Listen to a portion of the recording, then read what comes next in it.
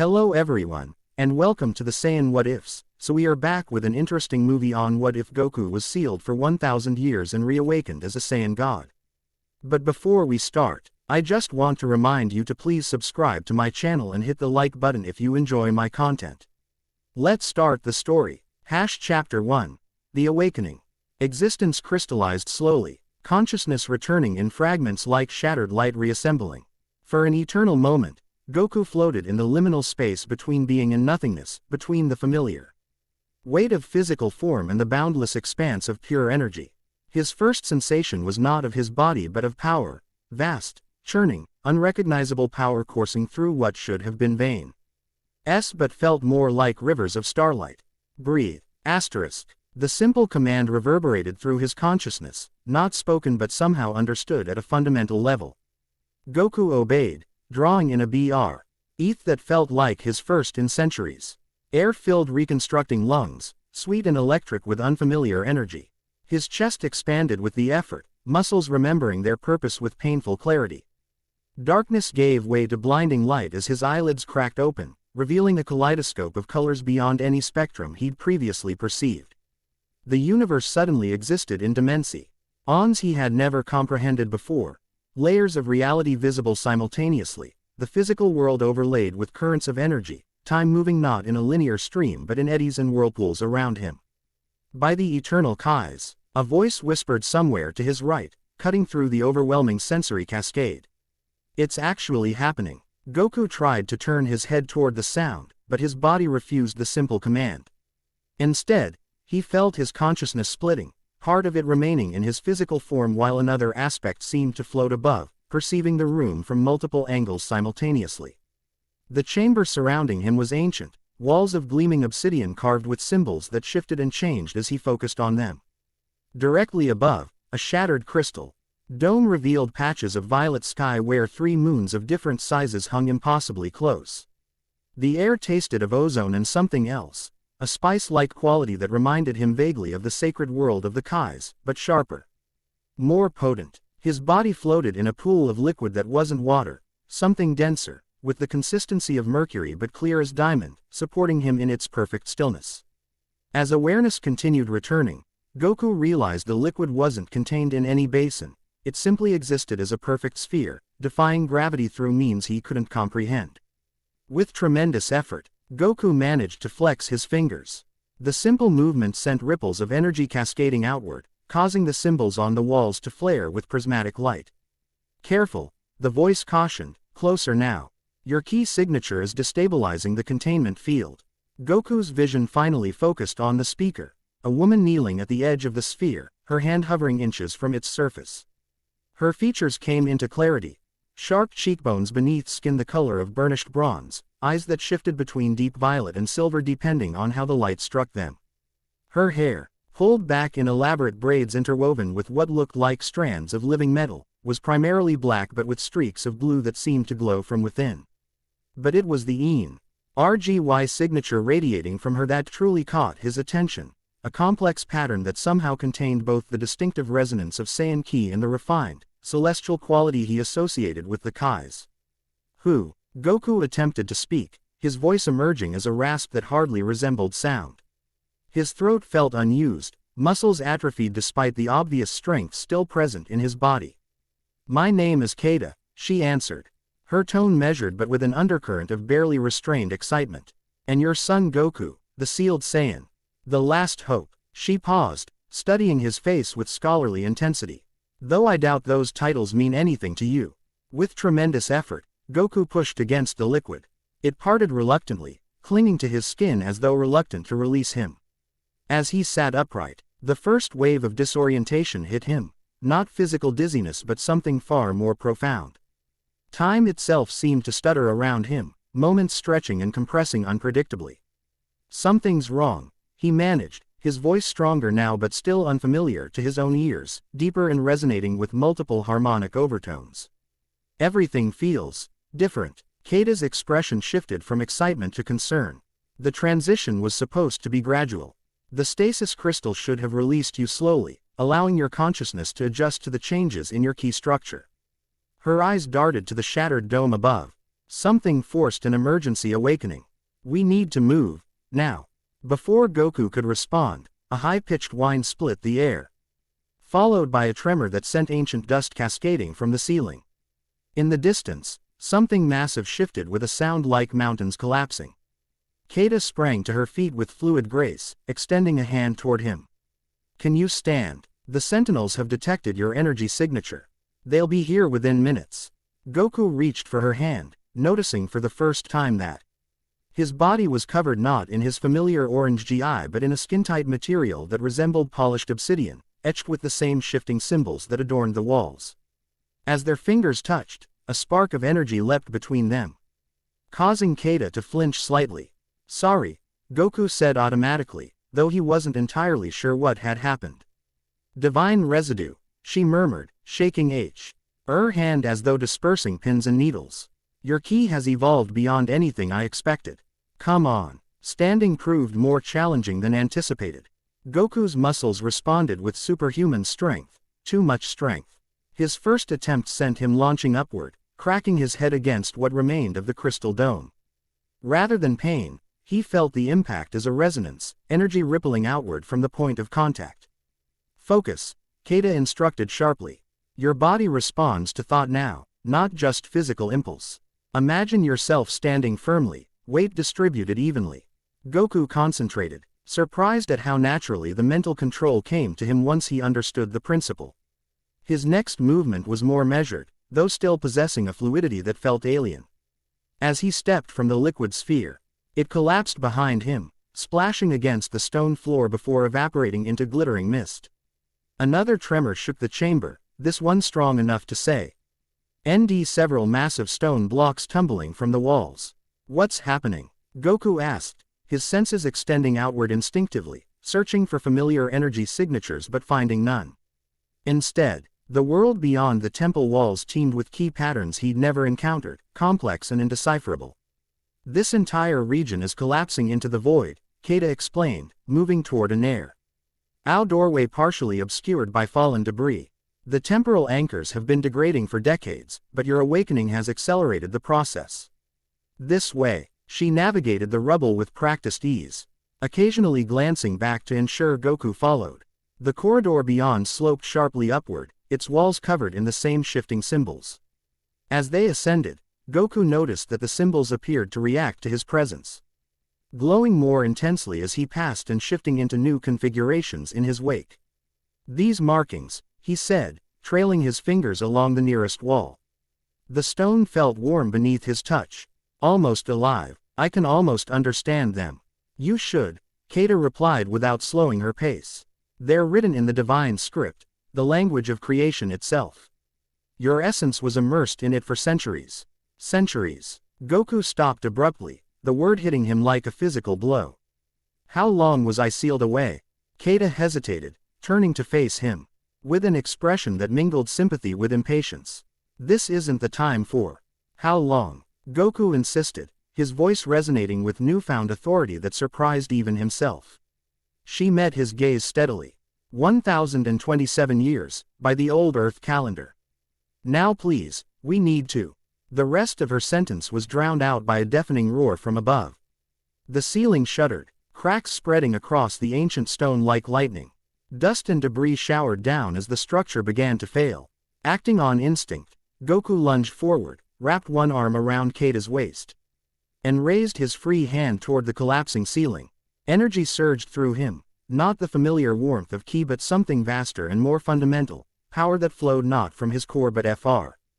Everywhere and nowhere simultaneously. A sphere of opalescent light expanded outward from his palm, intercepting the falling stones and disintegrating them into particles of glittering dust. Keita stared at him with undisguised shock. That was, you shouldn't be able to do that yet. Goku released her and examined his own hand with wonder. The energy hadn't felt like a ki blast or even the divine energy he'd accessed as a Super Saiyan God. It felt like a fundamental rearrangement of reality itself. What am I? He asked quietly. Before Keita could respond, a new sound cut through the settling dust, a high-pitched mechanical whine approaching rapidly from above. Her expression hardened. Questions later. Run now. They sprinted up the remainder of the corridor, emerging into blinding daylight that momentarily overwhelmed Goku's enhanced senses. As his vision adjusted, the landscape before him came into focus, and with it, the first true understanding of just how much the world had changed. They stood on a massive platform extending from what appeared to be the summit of a mountain, though the peak itself had been carved into an enormous temple complex. Beyond stretched a vista that defied comprehension.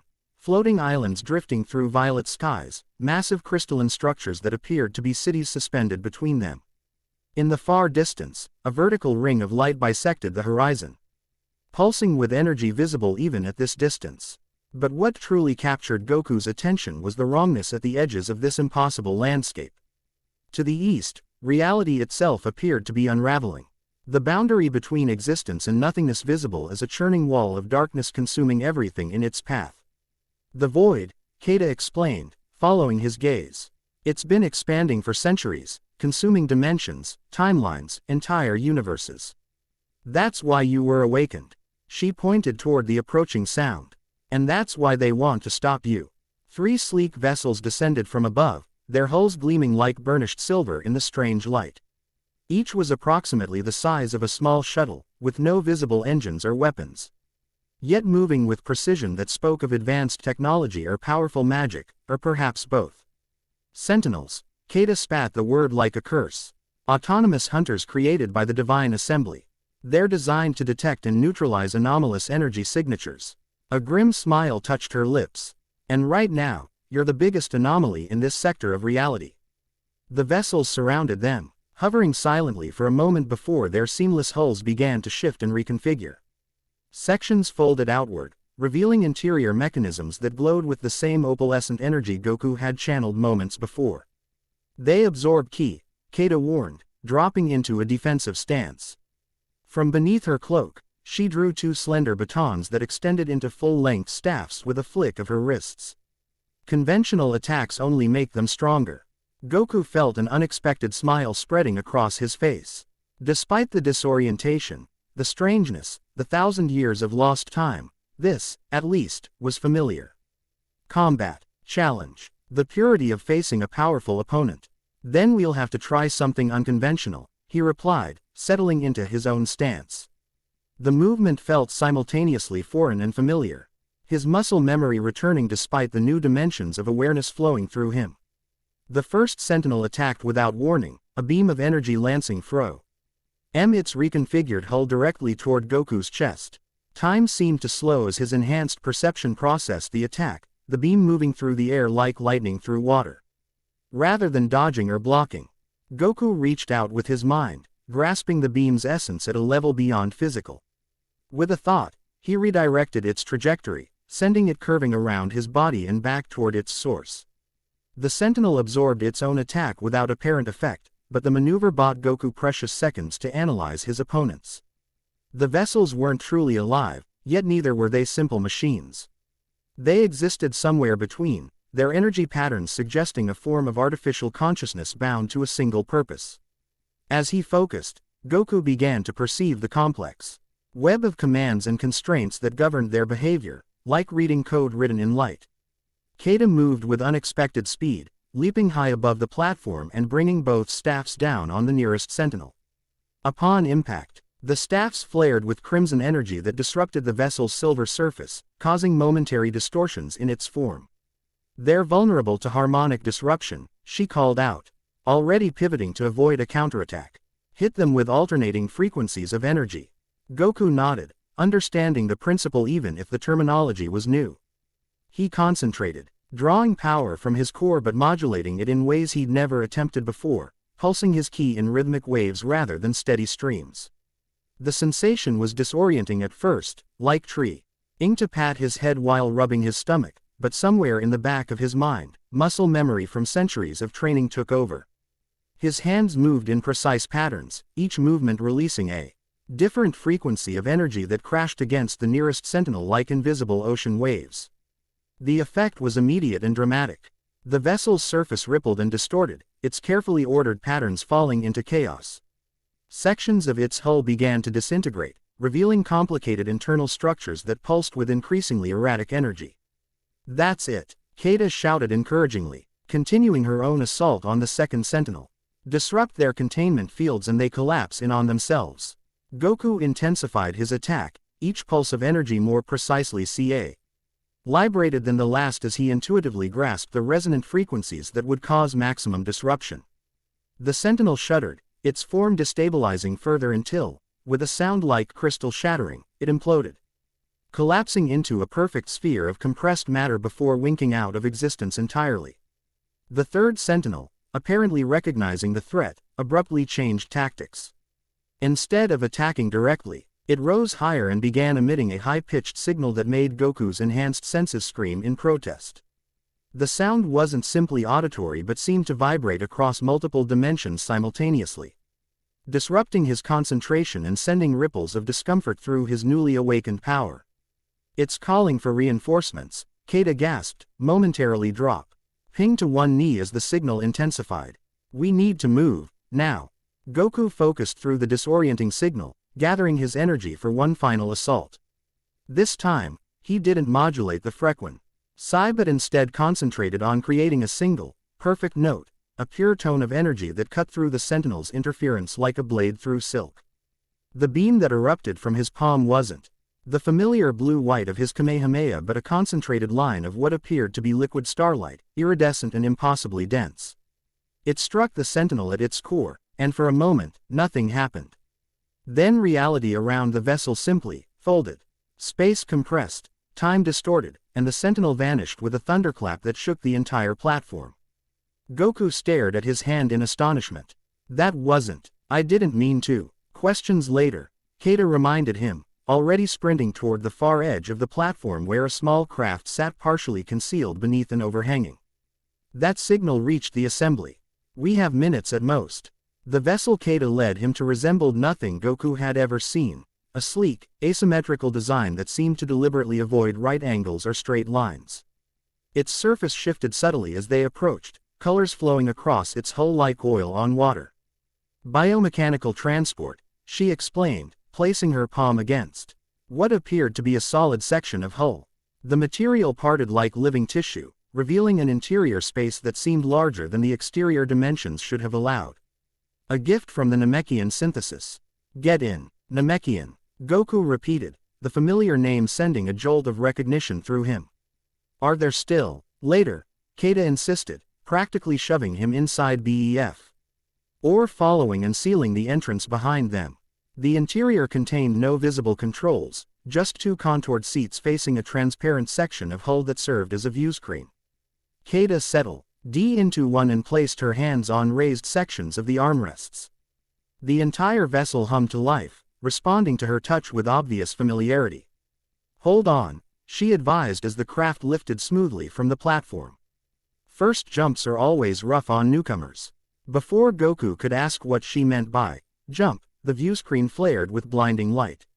A sensation like being simultaneously stretched and compressed in every direction washed over him, his enhanced senses momentarily overwhelmed by the transition. When his vision cleared, the temple and the advancing void were gone, replaced by an endless expanse of stars unlike any constellation pattern he recognized. "Dimensional shift," Keita explained, noting his disorientation. "We've moved laterally through reality rather than physically through space. The Sentinels can't track us across dimensional boundaries." She released the controls and turned to face him fully for the first time since his awakening. Now that they were momentarily safe, Goku could see the exhaustion in her features, the slight trembling of her hands suggesting she'd expended far more energy than she'd let on during their escape. "So," she said, a hint of wry humor entering her voice. 1,000 years of sleep, and the first thing you do upon awakening is destroy 3 Sentinel units that have been hunting me for decades. Impressive, even for the legendary Son Goku." The name sounded strange coming from her lips, familiar yet distant, like hearing about someone else entirely. Goku leaned back in the contoured seat, suddenly aware of the one deep weariness permeating his own body. The burst of combat energy had faded, leaving him with countless questions and an unsettling sense of displacement. "You know who I am," he said finally. It wasn't a question. Keita's expression softened slightly. "Everyone knows who you are. Or at least, the legends of who you were." Son Goku, the Earth-raised Saiyan. Champion of the Tournament of Power. The warrior who mastered Ultra Instinct and fought alongside the gods of destruction. A shadow crossed her face. And the last hope who volunteered to be sealed away, to evolve into something Bayo. And even the gods themselves, a weapon against the coming darkness. Goku frowned. I don't remember agreeing to be sealed away for 1,000 years. It was supposed to be 1 century, Keita replied. 100 years in divine stasis while your ki evolved within the crystal's matrix. That was the plan your friends and the Supreme Kai devised. Then what happened? Keita's gaze dropped to her hands. Catastrophe happened. The divine hierarchy collapsed. The boundaries between dimensions began to fail. And someone, or something, deliberately sabotaged the awakening mechanism. Her eyes met his again, fierce and determined. I've spent my entire life searching for your temple, following fragments of ancient texts and half-corrupted data archives. The Divine Assembly has systematically destroyed every record of your existence they could find, but they missed a few. Goku processed this information slowly, trying to reconcile it with his last memories, the Tournament of Power, returning to Earth, training with Vegeta. There was something else, something just beyond the reach of conscious thought. A threat, a decision, a ritual. But the details remained frustratingly elusive. My friends, he said finally. The word carrying the weight of a millennium. My family. What happened to them? Pain flashed across Keita's features, quickly masked by practiced neutrality. This isn't the time. It's exactly the time. Goku interrupted, his voice quiet but firm. I need to know. Keita held his gaze for a long moment before sighing. They lived their lives, Goku. They protected Earth for as long as they could.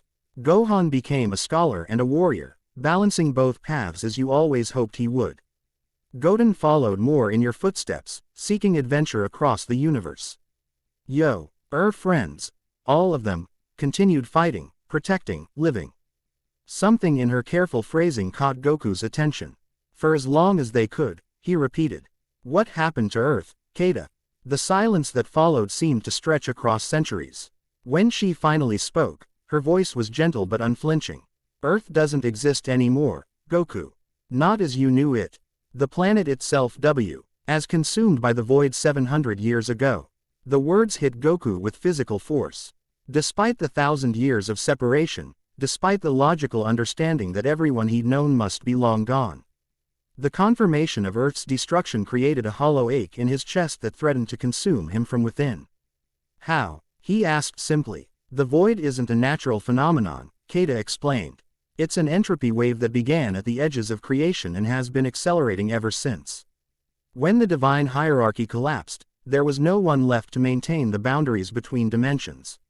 Reality itself began to unravel. She hesitated before continuing. Earth held out longer than most worlds, protected by the residual energy of the Z fighters and their descendants. But eventually, even that wasn't enough. Goku closed his eyes, allowing the information to settle into his consciousness. The weight of it was almost unbearable, not just the loss of his home and loved ones, but the implication that the universe itself was dying a slow, inexorable death. There are survivors, Keita added quietly. Human colonies scattered across the stars. Your legacy continues, even if Earth itself is gone. Goku nodded silently, gratitude for this small mercy mingling with the overwhelming sense of loss. When he opened his eyes again, something fundamental had shifted in his expression, a new resolve forming from the ashes of grief. You said I was sealed away to become a weapon, he said, his voice steadier now. A weapon against what? Keita gestured toward the viewscreen, where distant stars pulsed with unnatural rhythm. Against that, the Void Collective, entities born from reality's broken edges, consuming existence itself. Her eyes locked with his, searching for something. You weren't just preserved, Goku. You were transformed. The ritual your friends and the Supreme Kai performed was designed to evolve your ki into something new, a force of creation to counter the Void's destruction. Goku looked down at his hands, feeling the strange new energy flowing through him, power beyond anything he'd known before, yet still wild and unpredictable.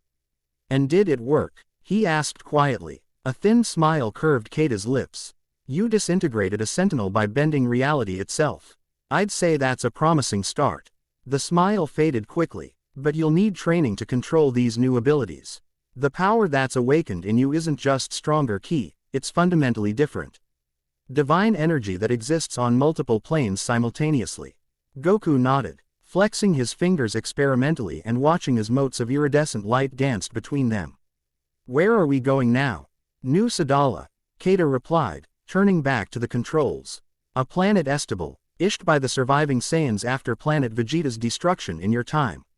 It's become a refuge for multiple races, one of the few stable worlds left in this sector. She glanced at him sideways. It's also home to the largest collection of historical records from Earth's final days. If you want answers about what happened to your friends and family, that's where we'll find them. The vessel hummed as Keita initiated another sequence, the view screen shifting to display what appeared to be navigation data in a script Goku couldn't read. One more jump and we'll be in range of New Sadala's defense grid, she explained. Once we're there, you'll be safe, at least temporarily. The Divine Assembly has limited influence in Saiyan territory. And then what? Goku asked, surprising himself with the question. Throughout his life, he'd rarely planned beyond the immediate challenge, the next fight. But 1,000 years of change demanded a different approach. Keita's expression grew solemn. Then we figure out why someone tried to keep you sealed away forever. We discover who sabotaged the awakening mechanism and why they feared your return. And, she added, her voice dropping to a near whisper. We find out if you really are what the ancient texts claimed, the final hope for a dying multiverse. As the ship prepared for its dimensional jump, Goku stared out at the unfamiliar stars. Feeling both impossibly old and strangely newborn. 1,000 years of sleep had changed him in ways he was only beginning to understand. The universe he'd known was gone, along with everyone he'd loved. Yet something remained constant, his essential nature, his core identity. I'm still me, he murmured, half to himself. Keita glanced at him, her expression softening slightly. Yes, she agreed with unexpected gentleness. Beneath the divine energy and the prophecies and the 1,000 years of change, you're still Son Goku. That's what gives me hope. The view screen flared once more as the vessel initiated its jump, reality bending around them as they traveled through dimensions rather than space. Goku closed his eyes, allowing himself a moment of quiet mourning for all that was lost before focusing on what remained. He was awake, he was changed but not fundamentally altered. And somewhere in this strange new universe, there was still a battle worth fighting. That was enough to begin with. The transition to New Sadala wasn't the instantaneous shift Goku expected but rather a gradual emergence into ordinary space. The starfield stabilized as the vessel's dimensional drive powered down, revealing a verdant world suspended against the backdrop of unfamiliar constellations. Unlike Earth, New Sadala boasted 3 moons of varying sizes, their surfaces showing clear signs of terraforming and habitation. The planet itself was smaller than Earth but more densely forested, with vast oceans of deep indigo rather than blue. As they approached, Goku could make out sprawling cities that seemed to exist in harmony with the natural landscape rather than dominating it. It's beautiful, he said quietly. Keita nodded, her features softening with obvious affection for her homeworld. The Saiyans learned from their past. When they established New Sadala, they chose to build with nature rather than against it. The result is a world that's both technologically advanced and environmentally balanced. A slight shudder ran through the vessel as it entered the planet's atmosphere. Through the view screen, Goku watched wispy clouds part around their hull, revealing a landscape of towering forests interspersed with gleaming structures that seemed to grow organically from the terrain. As Vegeta, he began, then stopped, already knowing the answer. Keita glanced at him sympathetically. Prince Vegeta lived for nearly 2 centuries after your sealing, far longer than a normal Saiyan lifespan. The divine energy he absorbed during your battles against the gods extended his life considerably. She smiled faintly. According to the histories, he spent most of that time trying to find a way to break your seal before the 100 years were complete. When that failed, he devoted himself to preparing future generations for your return. The information brought Goku both pain and comfort. The confirmation of his friend's death balanced against the knowledge that Vegeta had remained Vegeta until the end. Stubborn and determined, his descendants rule New Sadala now, Keita continued as their vessel descended toward what appeared to be a landing platform extending from a massive tree. The royal bloodline continues unbroken, though diluted through intermarriage with other races. Including yours? Goku asked, noting once again the distinctive hybrid energy signature she emanated. A wry smile touched her lips. Perceptive. Yes, my father's lineage traces back to Vegeta through about 15 generations. My mother's ancestors were Kais, or what remained of them after the collapse. She shrugged slightly. Hybrid vigor has become something of a necessity in this era. Pure bloodlines lack the adaptability needed to survive multiple dimensional shifts. The vessel touched down with barely a tremor, its organic hull pulsing once before settling into dormancy. Keita rose from her seat, stretching muscles clearly stiff from tension and exertion. We should hurry, she said, moving toward the sealed entrance. Word of your awakening will have reached New Sadala already. The council will be expecting us. Council, the governing body of New Sadala. 7 representatives chosen from the major population groups. Her expression grew cautious. Not all of them will be pleased about your return. Some believe the prophecies are mere superstition. Others fear the attention you'll draw from the divine assembly. The hull parted at Keita's touch, revealing a platform constructed from what appeared to be living wood interwoven with crystalline fibers. The air that rushed in was rich with unfamiliar scents, sweet flowering plants, mineral compounds Goku couldn't identify, and beneath it all, the distinctive tang of ozone that seemed to follow dimensional disturbances. Stepping onto solid ground for the first time in a millennium, Goku felt a momentary vertigo, his enhanced senses adjusting to the planet's gravity and atmospheric composition. New Sadala's pull was stronger than Earth's had been, though still well within the range his Saiyan physiology could handle comfortably. A delegation awaited them at the edge of the platform, 5 individuals of varying species, all bearing the distinctive insignia of interlocking rings on their diverse attire. At their center stood a woman whose bearing immediately marked her as their leader. Despite her relatively diminutive stature, Counselor Vasara, Keita greeted her with a respectful inclination of her head. I present to you Son Goku, awakened from the celestial stasis. The woman, Vasara, stepped forward, her movements possessing a fluid grace that reminded Goku distinctly of Vegeta, though her appearance was far different. Her skin held the characteristic olive tone of Saiyans, but her hair was a deep blue-black that shifted to violet at the tips, and her eyes were solid silver without discernible pupils. When she spoke, her voice carried the dual-toned resonance Goku was beginning to associate with hybrid beings. So the sealed warrior returns at last, she said, studying him with unnerving intensity. At the edge of our final hour, just as the prophecy foretold. A smile that didn't quite reach her eyes curved her lips. Though you're considerably late, Son Goku. We expected you 900 years ago. Before Goku could respond, a tremor ran through the platform beneath their feet, subtle but distinct. The counselors exchanged alarmed glances while Vasara's expression hardened. Another boundary failure, she said grimly. The third this cycle. The dimensional anchors are degrading faster than our projections anticipated. Her silver gaze fixed on Goku again, this time with something approaching accusation. Your awakening has accelerated the process, just as the assembly warned. That's speculation, Keita objected. The correlation between his awakening and the boundary failures could be exactly what the assembly claims, Vasara interrupted sharply. That the divine energy released during his awakening is destabilizing already weakened dimensional boundaries. She sighed, some of the hostility leaving her posture. But what's done is done. You're here now, ancestor. The question is whether you're the salvation promised in our texts or the final catalyst for our destruction. The formal address, ancestor, struck Goku with unexpected force. A tangible reminder of his displacement in time. To this woman, a descendant of his closest friend and rival, he was little more than a historical figure, a mythologized hero from a forgotten age. I don't know anything about prophecies, he replied honestly. I woke up less than a day ago, in a universe I barely recognize.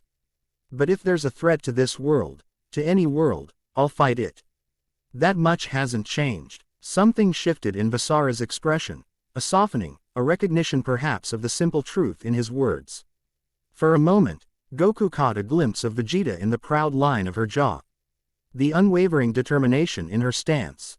Spoken like a true Saiyan, she acknowledged with the faintest hint of approval. Come. The full council awaits in the Heartwood chamber. There is much to discuss and precious little time remaining. The group moved from the landing platform into what Goku initially took for a natural forest corridor but quickly realized was an expertly designed thoroughfare. The massive trees had been gently coaxed into creating arched passages rather than cut or forced, their branches interwoven overhead to form a living canopy. As they walked, Goku became aware of eyes watching from every direction, curious faces appearing briefly at junctions in the living architecture before disappearing again. Word of his arrival was clearly spreading rapidly through whatever communication network this society employed. The people know of me?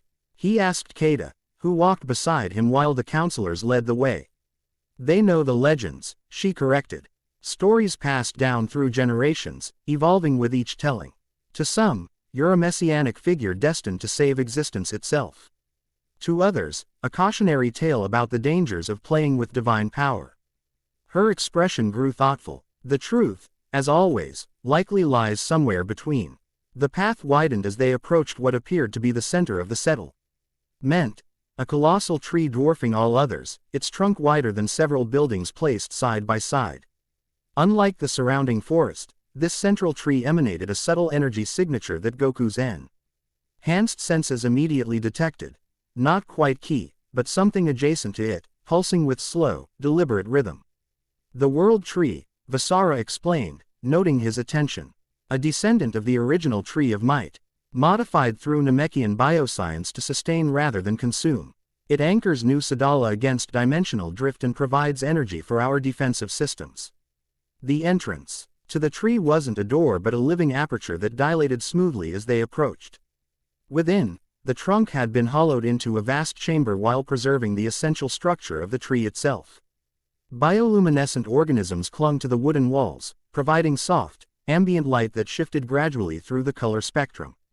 In the center of this chamber, a circular table had been grown rather than built from the living wood of the floor. 7 chairs surrounded it, 5 already occupied by beings of various species. As Vasara took her seat, Keita remained standing respectfully to one side, indicating that Goku should stand before the table rather than attempting to join the council. Honored counselors, Vasara addressed the assembled representatives. I present Son Goku, the sealed warrior of Earth. Awakened after 1027 years in celestial stasis. The representatives studied Goku with varying expressions of curiosity, skepticism, and in one case, what appeared to be thinly veiled hostility.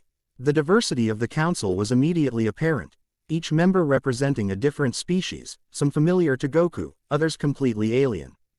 A tall, willowy being with iridescent skin that seemed to phase partially in and out of visibility spoke first, their voice melodic and without clear gender characteristics. The timing is suspicious, they said. Awakening precisely as the void accelerates its consumption of the Crimson Quadrant. The Divine Assembly will claim deliberate sabotage. The Assembly would claim sabotage if he awakened during a period of perfect stability. Countered another counselor. A stocky, reptilian being whose scales shifted color with their emotional state, currently a thoughtful blue-green. They fear what he represents, power outside their control, hope they cannot regulate. The debate continued around the table, counselors speaking over one another with increasing urgency while Vasara observed silently. Her silver eyes never leaving Goku's face. Throughout the discussion, he remained quiet, absorbing the complex political dynamics unfolding before him. These people, these descendants of races he had once known, were arguing about prophecies and portents, cosmic politics and interdimensional threats, all revolving around a mythologized version of himself that bore little resemblance to the Goku he knew himself to be. Finally, when the debate reached a crescendo of competing voices, Goku stepped forward, his movement immediately drawing all eyes. I'm not a god, he said simply, his voice carrying effortlessly throughout the chamber despite its moderate volume. I'm not a prophecy or a weapon or a savior. I'm a fighter. That's all I've ever been. He looked around the table, meeting each counselor's gaze directly. I don't know anything about dimensional boundaries or cosmic politics. But I can feel the wrongness in the air, the imbalance. And if there's a force threatening this world or any other, I'll stand against it. Not because of destiny or divine purpose, but because that's what I've always done. Silence fell over the chamber, heavy with consideration. After a long moment, Vasara leaned forward, resting her palms on the living table. Noble sentiments, ancestor, she acknowledged. But intentions alone will not save us from the Void Collective. The question remains, what can you actually do against an enemy that consumes reality itself? How can even a Saiyan god stand against entropy incarnate? Before Goku could respond, a tremor more powerful than any previous shook the chamber, causing several counselors to grip their seats for stability. Simultaneously, a high-pitched alarm began to sound throughout the settlement, its urgent tone penetrating even the thick walls of the World Tree. "Boundary breach," called a voice from the entrance as a Saiyan warrior rushed into the chamber. Void entities detected in the outer atmospheric ring. The council erupted into coordinated activity, their previous debate forgotten in the face of immediate threat. Vasara rose from her seat, her commanding presence instantly focusing the room's energy. "Activate the dimensional anchors," she ordered. "All non-essential personnel to the inner sanctum. Defense squadrons to their designated positions." Her silver gaze found Goku. "It seems the universe has decided to test your resolve sooner than anticipated, ancestor. The Void Collective has found us." Kata stepped forward, her expression grim. "They tracked us through the dimensional wake of our jump. I thought we'd masked our signature, but..." Recriminations later, Vasara interrupted. "Action now. Can he fight?" This last question was directed at Kata, though her eyes remained fixed on Goku. "I can speak for myself," Goku said firmly. "And yes, I can fight. But I need to know what I'm fighting against. What exactly is the Void Collective?" Vasara's expression darkened. "There's no time for a full explanation. Suffice to say they're entities born from reality's broken edges, and they consume existence itself. Conventional key attacks are useless against them, they absorb energy of all types." Goku nodded, processing this information rapidly. "Then we'll have to try something unconventional." A smile ghosted across Vasara's face, a familiar expression that reminded Goku painfully of Vegeta at his most battle-ready. "Indeed. Follow me to the defensive perimeter. Let's see what 1,000 years of divine evolution has done for your fighting technique, ancestor." As they rushed from the chamber, back through the living corridors of the settlement, Goku felt an unexpected sensation washing over him, a clarity of purpose that cut through the confusion and displacement of awakening in this strange future. The universe had changed beyond recognition. Earth was gone. His friends and family had lived full lives and passed into history centuries ago. But one thing remained constant, East fundamental drive that had always defined him. There were people to protect. There was a battle to fight. Everything else could wait. The defensive perimeter of New Sadala wasn't a wall or shield in the conventional sense but a ring of massive crystalline structures that protruded from the forested landscape like enormous transparent thorns. As Goku followed Vasara and Kata to an elevated platform overlooking this perimeter, he could sense the immense energy flowing through these structures, not just technological but partially biological, as though the crystals themselves were living entities. "Namekian Saiyan fusion technology," Kata explained, noting his interest. "The crystals act as dimensional anchors, reinforcing the boundaries of our reality against intrusion." The sky above had transformed during their journey from the council chamber. What had been clear violet was now marred by spreading patches of absolute darkness, not the darkness of night or storm clouds, but a more fundamental absence. These patches moved with deliberate purpose, flowing against the wind currents in patterns that suggested intelligence. "Void Scouts," Vasara said grimly, following Goku's gaze. "The first wave. They're testing our defenses, searching for weaknesses in the dimensional fabric." As she spoke, one of the dark patches descended rapidly toward the nearest crystal anchor. Upon contact, both entities, crystal and void, flared with competing energies, one radiant and structured, the other a perfect absence of light and form. For several seconds they struggled against each other, until the crystal pulsed with renewed vigor, driving the darkness back toward the upper atmosphere. "The anchors are holding for now," Vasara noted, checking a holographic display that materialized from a band around her wrist. "But their power reserves are depleting rapidly. We can't sustain this defense indefinitely." Around the perimeter, Goku could see squadrons of warriors taking positions, some in advanced battle armor, others apparently relying on natural abilities. Their fighting styles and energy signatures varied widely, suggesting a diverse range of species and techniques. Bu. T all moved with the coordinated precision of well-trained defenders. What do you need me to do? Goku asked, his eyes tracking the movements of the void patches as they regrouped above. Vasara and Kata exchanged glances before Vasara answered. According to the ancient texts, your divine energy, if properly channeled, can actually repair dimensional breaches rather than simply defending against them. Her silver eyes studied him intently. The question is whether you can control that power effectively after only just awakening. Goku considered this. The energy flowing through him felt mentally different from any ki he'd wielded before, less like a tool to be directed and more like an ocean he was immersed in, vast and responsive to his thoughts rather than just his will. I can try, he said simply. But I'll need guidance. This power, it doesn't work like normal ki. Kata stepped forward. The principle is similar to how you redirected the Sentinel's energy beam. To perceive not just the physical manifestation of the void entities but their essential nature, the pattern of unreality they represent. Before Goku could respond, a massive tremor shook the platform beneath their feet. In the sky above, the scattered patches of darkness were coalescing into a single, vast shape, a vertical rift that resembled a slowly opening eye, its edges rippling with negative energy that distorted the atmosphere around it. The scout phase is over, Vasara said tensely. They've found what they were looking for. She activated her wrist communicator again, issuing rapid orders to the defense squadrons. All units, full power to the northern quadrant. They're attempting to establish a permanent breach point. Goku focused his senses on the forming rift, extending his perception beyond physical sight. What he experienced defied easy description, a wrongness that transcended simple darkness or absence. The void wasn't merely empty space but active uncreation, a force that didn't simply destroy but systematically negated existence itself. I need to get closer, he decided, already rising from the platform without conscious thought.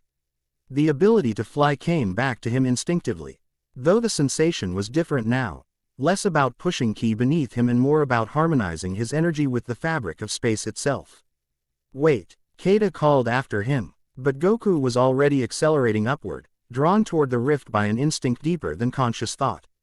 As he approached the tear in reality, the atmospheric disturbances intensified.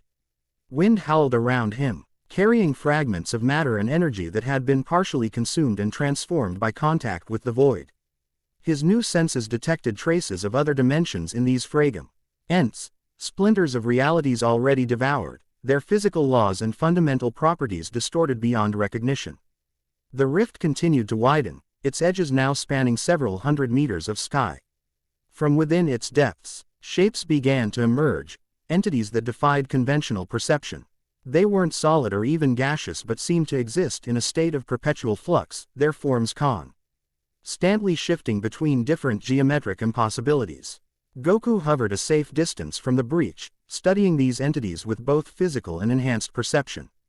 They possessed a form of consciousness. That much was clear, purposeful rather than random, coordinated in their movements. Yet their thought patterns, if they could be called that, operated according to principles entirely alien to any life form Goku had previously encountered. They noticed him almost immediately. Several of the void entities detached from the main group, flowing through the air toward him with unnatural speed. Their approach created distortions in the surrounding atmosphere, reality itself buckling under their passage. Acting on instinct rather than calculation, Goku gathered his energy, not in concentrated form of a ki blast but as a field surrounding his body, a bubble of stabilized reality that reinforced the natural laws of this dimension. As the first entity reached this field, it recoiled as though striking a physical barrier, its amorphous form rippling with what might have been pain or surprise. Emboldened by this success, Goku expanded the field, pushing it outward like an invisible wave. Where it contacted the void entities, they dispersed temporarily, their essential pattern disrupted by the concentrated reality he projected. But the victory was short-lived. The entities quickly adapted, altering their approach to flow around his energy field rather than through it.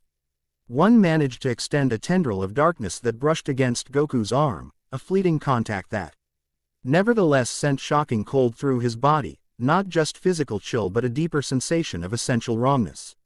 Where the tendril had touched him, his skin briefly lost color and definition, becoming transparent enough to reveal the bone beneath before rapidly healing as his divine energy countered the void's influence. They don't just consume matter, Goku realized. They consume the very concept of existence. This understanding brought with it a flash of intuitive knowledge about how to counter them more effectively.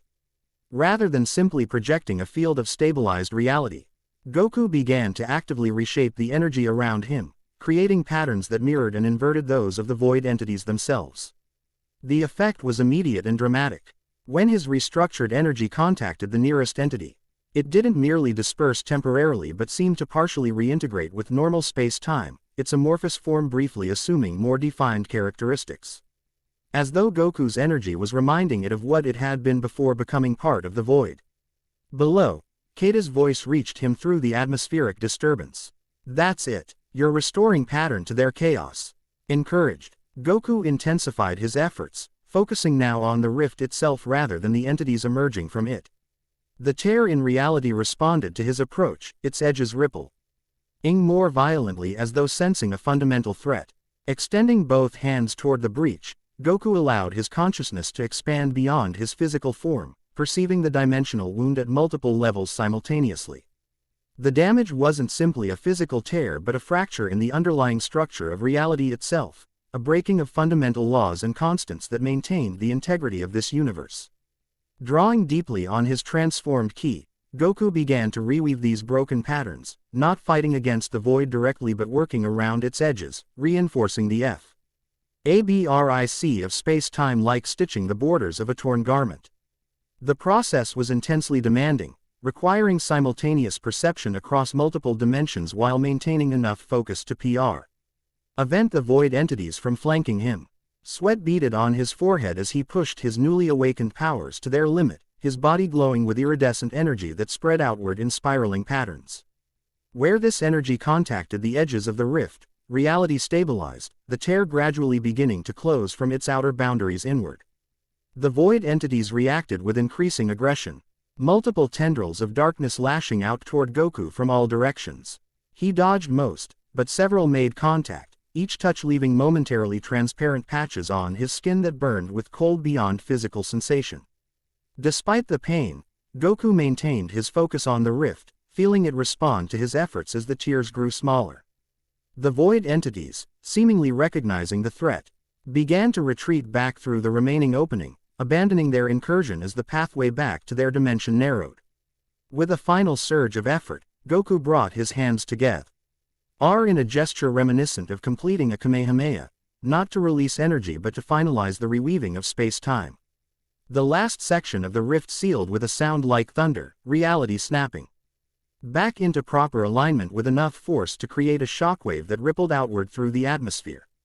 The backlash of energy sent Goku tumbling backward through the air, his consciousness momentarily overwhelmed by the sudden release of tension. For several seconds he fell, his control of his divine ki disrupted by exhaustion, before managing to stabilize himself several hundred meters above the forest canopy.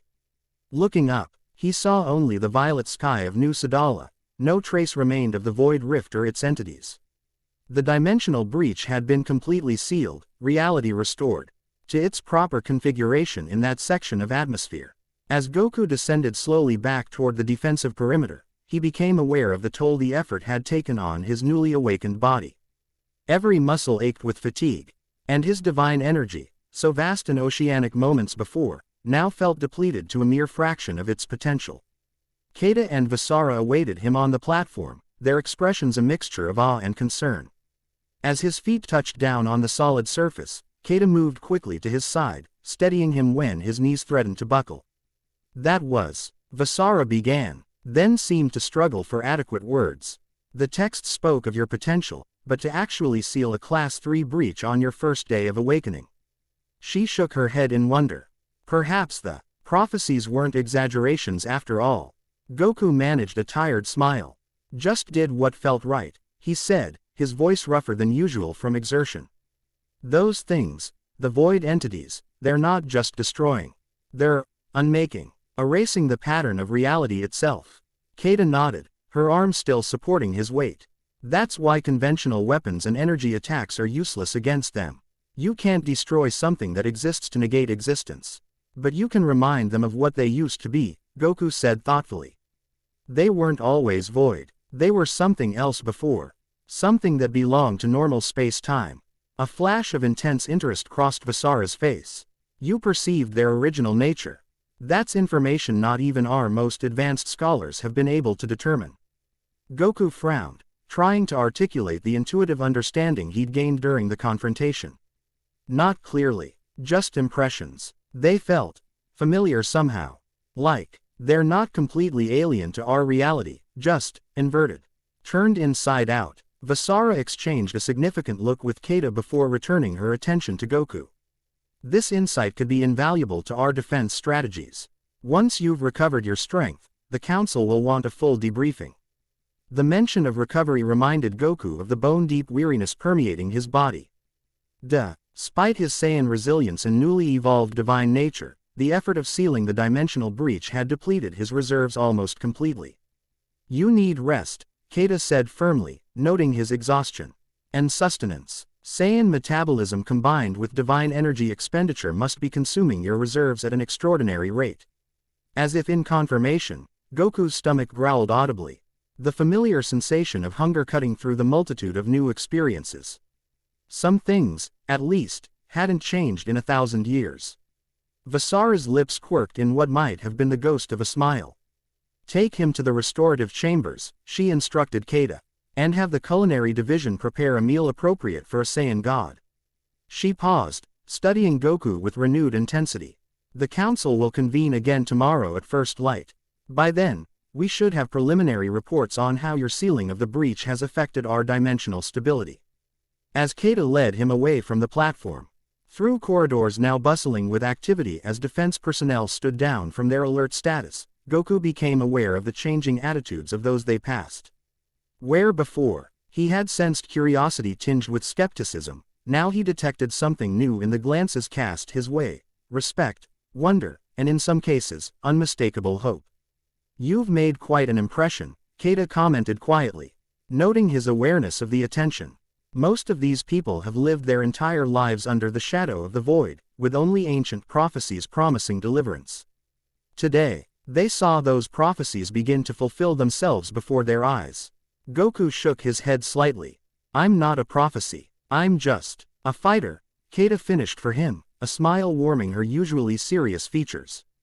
Yes, you've made that clear, but perhaps that's exactly what the prophecies meant all along. Not a divine savior descending from on high, but a warrior willing to stand against impossible odds. She glanced at him sideways.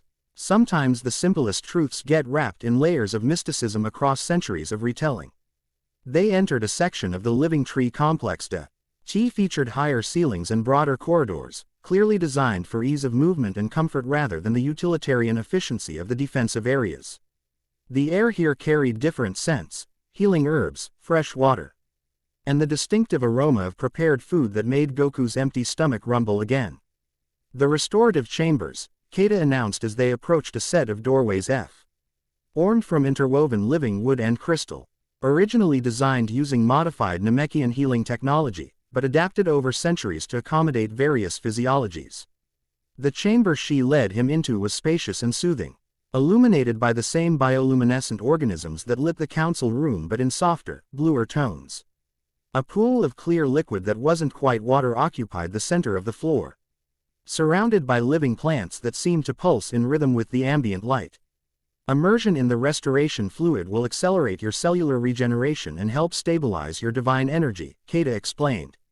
Gesturing toward the pool, I'll arrange for food to be brought while you recover. As she turned to leave, Goku caught her arm gently. Keita, he said, his voice quiet but intent. Thank you for finding me, for helping me understand this new world.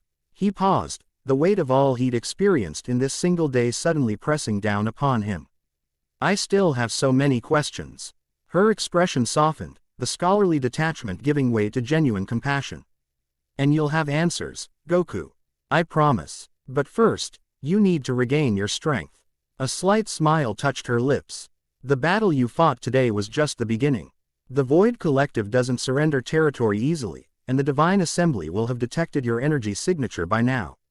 Both will be moving against us soon. Goku nodded, releasing her arm. Tomorrow. Then, after Keita departed, Goku approached the pool cautiously, testing the liquid with his fingertips. It felt somehow alive, responding to his touch with subtle movements that seemed almost conscious. Following instinct, he removed the black material that had clothed him since awakening. It detached easily, seeming to respond to his intent, and slipped into the pool. The sensation was immediate and profound. The liquid supported his weight perfectly while simultaneously penetrating his depleted cells, restoring and revitalizing from within. As he submerged completely, allowing the fluid to cover even his face, Goku discovered he could breathe normally, the liquid oxygenating his blood more efficiently than air. Floating in this perfect suspension, Goku finally allowed his mind to fully process everything that had happened since his awakening mere hours ago. The universe transformed beyond recognition. Earth gone. Everyone he'd ever known turned to dust centuries ago. Divine power flowing through his veins, responding to thoughts as much as to will. A cosmic threat consuming reality itself. Prophecies and expectations placing the burden of salvation on his shoulders. Yet beneath the overwhelming weight of these realizations, something essential remained unchanged, his core identity. The fundamental nature that defined Son Goku beyond titles or expectations. In this quiet moment of restoration, 1,000 years removed from everything familiar, Goku found an unexpected peace in that continuity of self. Whatever else had changed, whatever challenges this new reality presented, he remained who he had always been. A fighter who protected what was worth protecting, who faced each challenge as it came. Who found joy in the journey and the battle regardless of the odds. As the restorative fluid worked its healing magic, Goku's consciousness began to drift, not towards sleep exactly but toward a meditative state between wakefulness and dreaming. In this liminal space, fragmented memories from his 1,000 years in stasis began to surface, not as coherent narratives but as impressions, emotions. Glimpses of cosmic truth absorbed during his long evolution within the crystal. He saw the gradual collapse of the divine hierarchy he had known, supreme Kais, gods of destruction. And even angels facing a threat beyond their governance. He sensed the desperation that had led to the creation of the Divine Assembly, entities from across the multiverse uniting to fill the power vacuum left by the old order's fall. He felt the slow, inexorable advance of the void across countless dimensions, consuming stars and galaxies, civilizations and entire timelines. And beneath it all, a disturbing pattern emerged, a suggestion that the Void Collective wasn't simply a natural entropic force but something deliberately directed, an instrument of will rather than mere cosmic decay. These insights flickered through Goku's consciousness like lightning, illuminating connections and possibilities before fading back into the depths of memory. By the time Keita returned with promised sustenance, he had emerged from the pool, his body restored and his divine energy replenished to at least a functional level. The meal she brought exceeded even his expectations, a feast that combined familiar elements with entirely new flavors and textures. Goku ate with his characteristic enthusiasm, his Saiyan appetite apparently undiminished by either his divine evolution or the millennium of stasis. "Your energy signature has stabilized considerably," Keita noted as she observed his recovery. "The restorative chamber worked even more effectively than I anticipated. Your cellular structure, must be adapting to this reality more rapidly than normal transitional beings." Goku paused between mouthfuls. "Transitional beings, entities that move between dimensions or timelines," she clarified. "Most require an extended adjustment period before they can fully interact with a new reality. The fact that you've accomplished so much on your first day of awakening suggests your divine evolution prepared you specifically for this role, to exist simultaneously across multiple planes of reality." The implication that his 1,000-year sleep had been purposely designed to create exactly the abilities he now possessed gave Goku pause. If true, it suggested a level of foresight and planning that extended far beyond what he remembered of his final days before stasis. "Keita," he said slowly, setting aside the remains of his meal, "I need to know more about how I ended up in that crystal. My memories of the time before are fragmented." She hesitated, her expression growing cautious. "It's a complex history, and not all records survived the intervening centuries. But according to the most reliable sources, You entered the stasis willingly, as part of a plan developed by the Super. Im Kai and your closest allies after the Tournament of Power. What threat were we facing?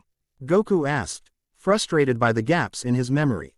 It must have been something beyond even the gods of destruction if they resorted to such an extreme measure. The texts call it the Nullifier, Keita replied, her voice dropping almost to a whisper. A being or force that originated outside the known multiverse, something even Zeno-sama feared.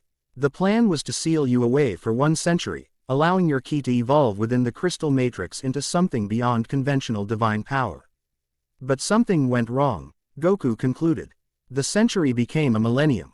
Keita nodded grimly. Multiple factors contributed to the extended stasis. First, the cosmic catastrophe that collapsed the divine hierarchy occurred less than 50 years after your sealing. Then came the timeline disruptions as the void began its expansion. And finally, she paused, her expression darkening further. Finally what? Goku prompted. Deliberate sabotage, she said quietly. Someone or something systematically destroyed or corrupted the mechanisms designed to release you after your evolution was complete. The few remaining records suggest this sabotage continued across centuries, with multiple attempts to awaken you being thwarted by increasingly sophisticated countermeasures. Goku absorbed this information in silence, the implications settling heavily upon him. Not just cosmic accident but deliberate intervention had kept him sealed away while the universe transformed around him. Someone had wanted him to remain in stasis forever, or at least until it was too late for his awakened power to make a difference. How did you find me? He asked finally. If all records were destroyed or corrupted, how did you know where to look? A smile touched Keita's lips, pride momentarily replacing the gravity in her expression. That was my life's work. I've spent decades piecing together fragments from scattered archives, analyzing energy residue patterns from dimensional fluctuations, and interpreting prophecies from a dozen different civilizations. The smile faded. The Divine Assembly has agents everywhere, destroying or altering any reference to your existence they discover. They're particularly thorough when it comes to awakening protocols or location data. Why would this assembly want to keep me sealed away? Goku wondered. If I can help against the Void Collective, wouldn't that serve their interests too? The Divine Assembly doesn't want help, Keita said with surprising bitterness. They want control. They've spent centuries establishing themselves as the sole cosmic authority after the fall of the original divine hierarchy. Your awakening represents power outside the IR governance, a direct challenge to their absolute authority. Before Goku could respond, a subtle vibration ran through the chamber, followed by a soft chime that clearly carried some significance to Keita. Her head turned sharply toward the doorway, her posture tensing. What is it? Goku asked, instantly alert. Perimeter notification, she replied, moving quickly to a communication panel embedded in the living wood of the wall. Someone's requesting emergency landing clearance. She pressed her palm against the panel, which illuminated with symbols Goku couldn't read. Her eyes widened slightly as she processed the information. It's a temporal anomaly signature, she said, voice tight with sudden urgency. Someone's arrived from outside our timeline, a dimensional traveler. Threat? Goku asked simply, already rising to his feet, his body once again ready for action despite the tumultuous day. Keita shook her head, uncertainty clear in her expression.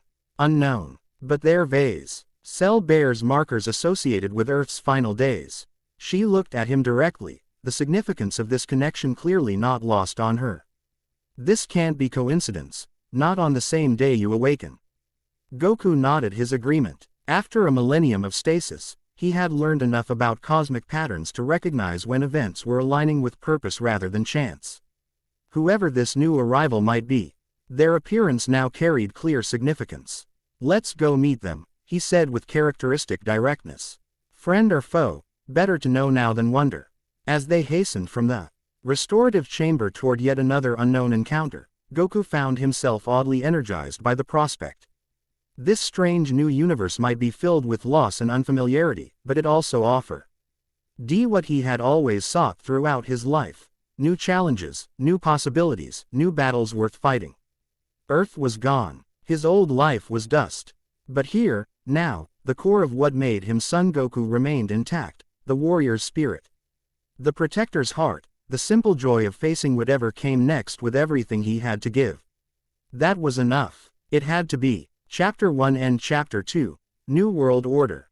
Morning on New Sadala arrived not with the gradual lightening of a single sun but with the synchronized illumination of 3 stellar bodies cresting the horizon in perfect formation. The phenomenon, called the Trinity Dawn by locals, bathed the landscape in overlapping spectrums of gold, crimson, and pale violet that transformed ordinary surfaces into prismatic canvases. Goku stood on T. He observation platform extending from his assigned quarters, absorbing this alien sunrise with quiet appreciation. The living architecture of New Sadala responded to the changing light, foliage shift in hues and unfurling new blossoms that released sweet, spice-tinged fragrances into the morning air. Below, the settlement stirred to life, its inhabitants emerging to begin their day beneath the triple suns. Sleep had eluded him despite physical exhaustion.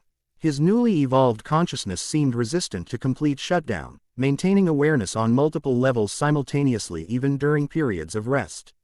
Instead of true sleep, he had experienced something closer to meditation, a state where his body recuperated while his mind processed the overwhelming influx of sensory information in defragmented memories from his millennium of stasis. The Trinity never loses its impact. Kata's voice came from behind him. She stepped onto the platform, her movements precise and economical as always. Though her formal attire had been replaced by more practical garments in subdued blues and grays. Even after witnessing it thousands of times, the alignment still inspires wonder. Goku nodded, his eyes tracking the subtle atmospheric distortions where the different wavelengths of sunlight intersected. With his enhanced perception, he could see not just the visible spectrum but the complex patterns of radiation and gravitational influence that danced between the 3 stars. It's beautiful, he acknowledged. But unstable. The orbital mechanics are degrading. Kata's eyebrows rose slightly, surprise flickering across her usually composed features. Most observers don't notice that for years. The Trinity system has been gradually destabilizing for generations, another symptom of dimensional weakening in this sector. Goku turned from the spectacle to face her directly. In the unique light of dawn, the Saiyan Kai hybrid's features took on new dimensions, the subtle indigo tones in her bronze skin more pronounced, the metallic strands woven through her braids capturing and refracting light in hypnotic patterns. The council is waiting, she continued, gesturing toward the interior of the living complex. After yesterday's events, they've expanded the assembly to include representatives from all major settlements on New Sadala. They want to see the weapon in action, Goku said without bitterness. Simply acknowledging the reality of his position in this new world. Kata's expression softened momentarily. They want to see hope in action, she corrected. For most of them, the void has been an inexorable, undefeatable force their entire lives. Yesterday, you did what no defense system or warrior has accomplished in generations, you actually pushed it back. Together they navigated the living corridors of the settlement, moving deeper into the massive world tree that served as both fortress and community center for this region of New Sadala. Unlike the previous day's hurried journey, their pace now allowed Goku to observe the intricate details of his surroundings, the way light filtered through translucent sections of the tree's structure, creating natural illumination that shifted throughout the day, the subtle motion of the walls themselves, expanding and contracting like slow breathing, the complex ecosystem of smaller organisms that lived symbiotically within the greater structure.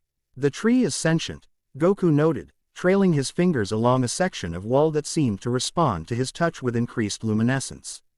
Not like a person, but aware in its own way. A modification of Namekian biotechnology, Kata confirmed. After conventional structures proved vulnerable to void incursions, our ancestors developed living architecture that could actively resist entropic effects. She paused at an intersection where the corridor branched in 3 directions. The world trees share a distributed consciousness, individually limited but collectively complex. They're our first line of defense against reality degradation.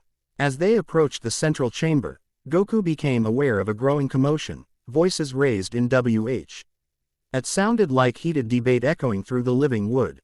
Kata's expression tightened, her steps quickening slightly as they rounded the final curve into the council chamber. The space had transformed since yesterday's meeting. Where before 7 counselors had gathered around a modest table, now dozens of representatives filled an expanded chamber, the living wood having grown overnight to accommodate the larger assembly. The ceiling had risen, creating a cathedral-like space crowned with bioluminescent structures that resembled abstract constellations. In the center, Councillor Vasara stood addressing the gathered representatives, her commanding presence somehow filling the vastly larger space without apparent effort. She paused mid-sentence as Goku and Keita entered, every eye in the chamber turning to focus on the new arrivals. "Speak of the destroyer and he appears," Vasara said dryly, gesturing for them to approach the central platform. "We were just debating the implications of yesterday's event." Goku noted the divisions in the chamber immediately, physical separations between what appeared to be different factions, energy signatures tense with disagreement, postures signaling everything from hope to skepticism to outright hostility.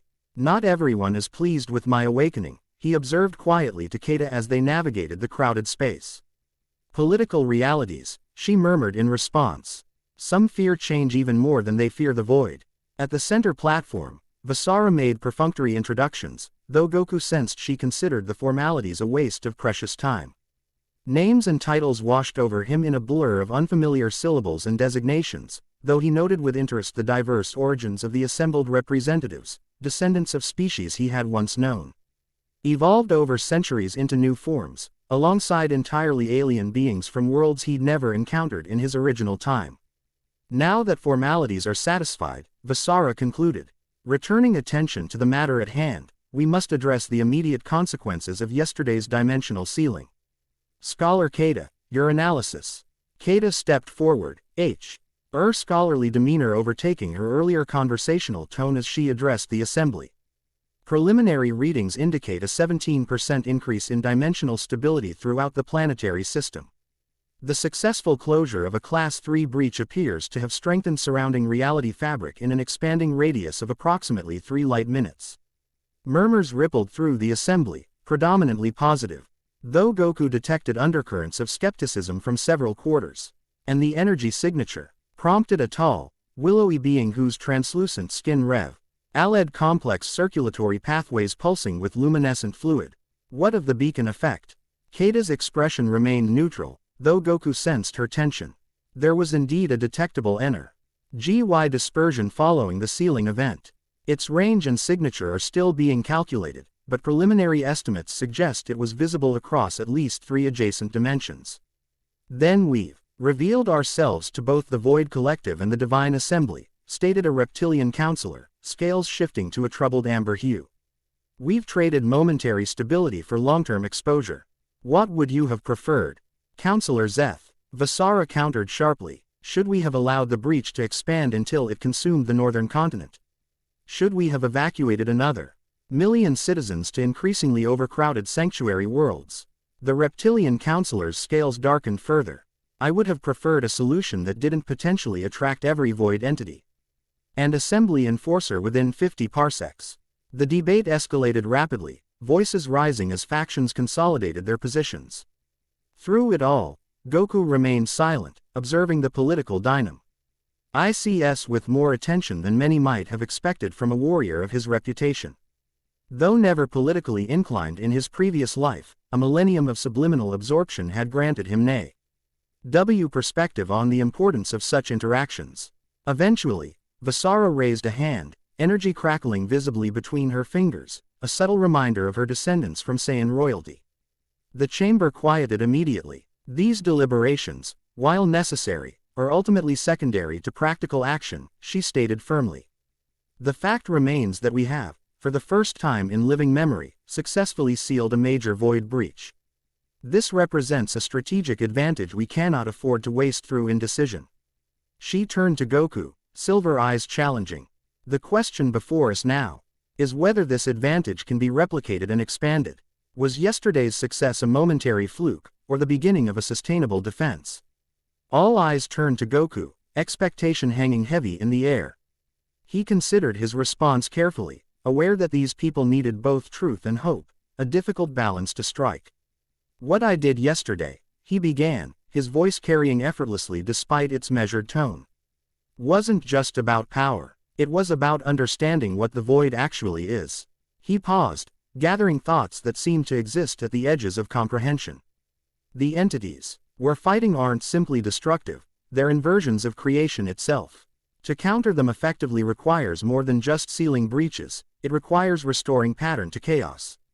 He looked around the chamber, meeting various eyes, stalks, and sensory organs directly.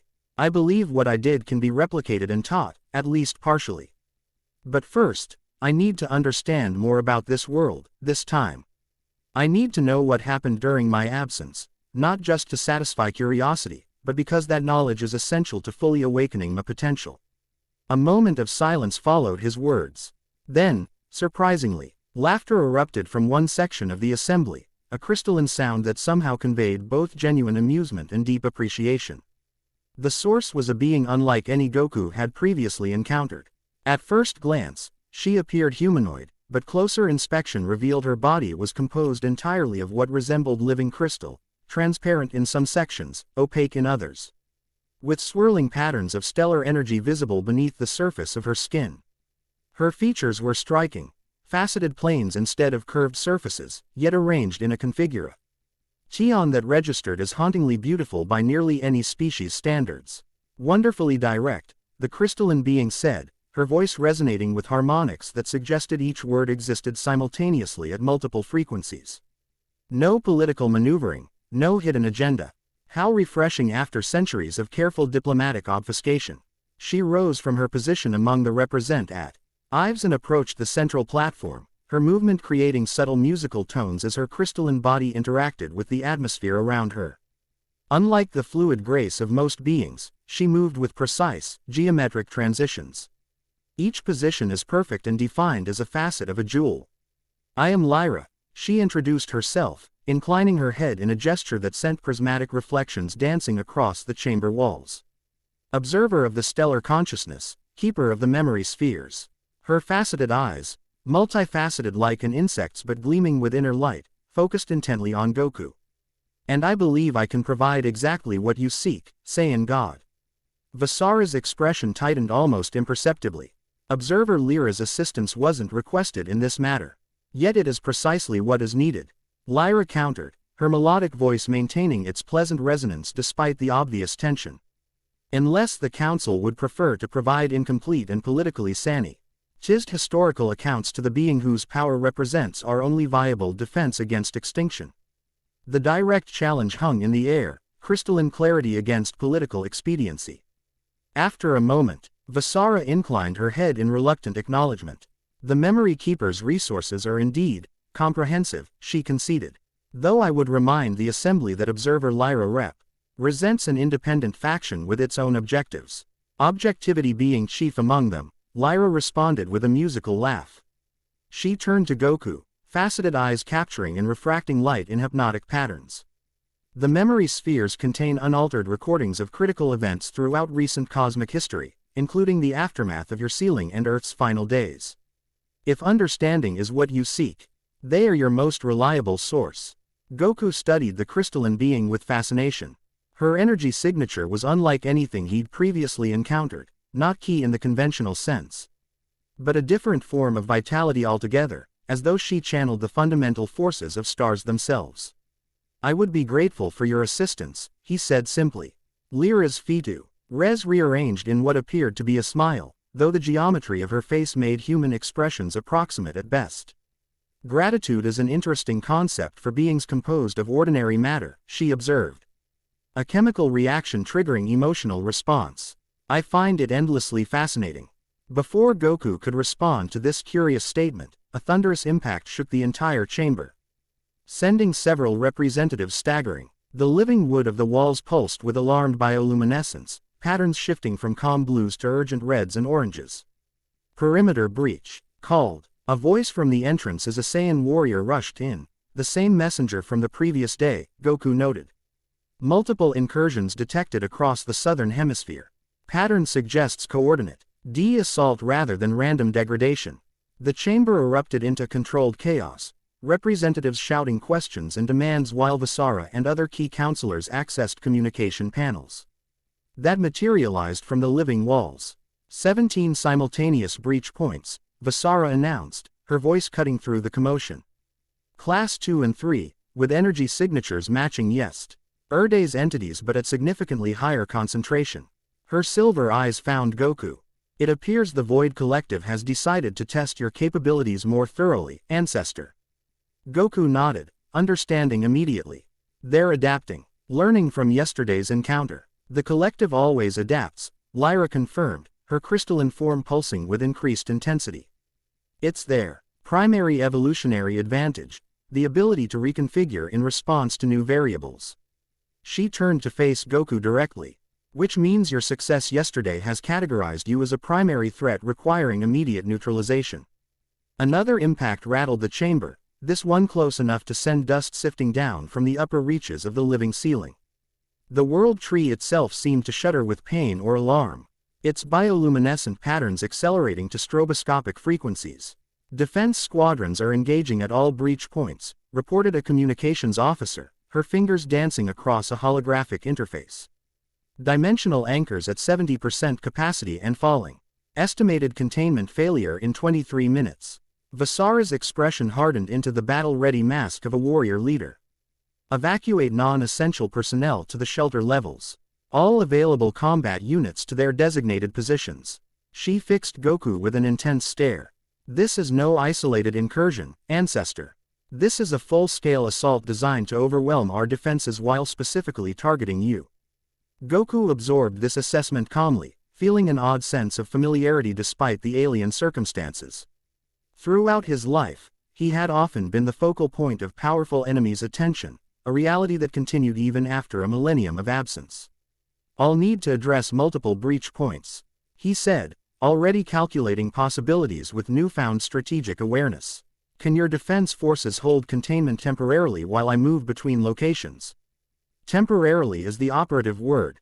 Vasara replied grimly. Minutes at most for each breach point. I'll accompany you, Keita stated firmly, her tone brooking no argument. You'll need a Navigado. Are familiar with New Sadala's geography and defense systems. To Goku's surprise, Lyra also stepped forward, her crystalline form reconfiguring slightly into what appeared to be a more combat-ready arrangement. The memory spheres can wait, she said, multifaceted eyes gleaming with inner light. My constitution is naturally resistant to void corruption. I can maintain structural integrity in proximity to breach points longer than organic beings. Vasara looked as though she might object to the observer's involvement, but another violent tremor shook the chamber, sending several representatives stumbling. Go, she ordered instead. Transport is waiting at the eastern platform. Defense coordination will provide real-time breach data to your comms. As they rushed from the council chamber, alarm signals resonated throughout the settlement. Not conventional sirens but harmonics transmitted through the living wood itself, creating vibrations that communicated different levels of threat and response instructions. The eastern platform, when they reached it, hosted not the biomechanical vessel Goku had expected but 3 hovering devices that resembled nothing so much as perfectly circular discs of polished obsidian. Each approximately 2 meters in diameter with no visible control mechanisms. Gravitic impellers, Keita explained, leaping onto the nearest disc, which adjusted its height to accommodate her. Faster and more maneuverable than conventional transports for short-range atmospheric travel. Goku stepped onto another disc, which immediately hummed with increased RGY as it adapted to his weight and power signature.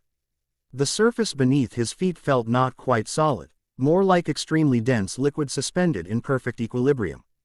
Lyra approached the third disc but didn't mount it conventionally. Instead, her crystalline form seemed to partially merge with the obsidian surface, the boundaries between her body and the transport temporarily blurring before solving into a new configuration that incorporated both. Stellar consciousness interfaces differently with technology, she explained, noting Goku's fascination. Why remain separate when integration achieves superior functionality? Before he could respond to this intriguing philosophical question, Keita activated her disc, which shot forward with startling acceleration, banking sharply around the massive world tree and diving toward the southern horizon. Goku followed instinctively, his disc responding to his thought and intention rather than physical controls. The sensation of flight had transformed with his evolved abilities. Where once he had propelled himself through willful manipulation of ki beneath him, Now he experienced a more fundamental relationship with space itself, as T. Huff reality recognized him as a native element rather than a being moving through it. The gravitic disk enhanced this sensation, responding to his subtle adjustments with perfect precision as they raced over the forested landscape of New Sadala. Below, he glimpsed settlements integrated so seamlessly with the natural environment that they were distinguishable mainly by the concentrated energy signatures of their inhabitants. First breach point approaching, Kata called through the rushing wind, her voice carrying clearly despite the distance between their vehicles. Southern agricultural sector, 2 kilometers ahead. Class 3 breach, manifesting as localized reality inversion. As they crested a ridge of living crystal formations, the breach came into view, a vertical tear in the fabric of space approximately 30 meters high, its edges rippling with the familiar unlight of void energy. Unlike the previous day's incursion, this breach had already progressed beyond initial stages. The surrounding landscape showed clear signs of reality degradation, vegetation twisted into impossible geometries, mineral formations partially converted to unknown substances that defied conventional physics. Atmospheric distortions creating visible ripples in the air. A defensive perimeter had been established at what appeared to be the safe boundary of effect, warriors of various species. Holding position behind portable versions of the crystalline anchors Goku had observed at the settlement. They were clearly fighting a losing battle, the perimeter contracting visibly as void entity. Emerged from the breach in greater numbers and variety than yesterday's encounter. Different manifestations, Lyra observed, her crystalline voice somehow cutting through the atmospheric distortion. The scout variants have been replaced with consumption-optimized configurations. Indeed, where yesterday's entities had been amorphous and seemingly exploratory, these moved with terrible purpose. Tendrils of absolute darkness extending to touch soil, vegetation, and occasionally, with devastating effect, defending warriors who ventured too close.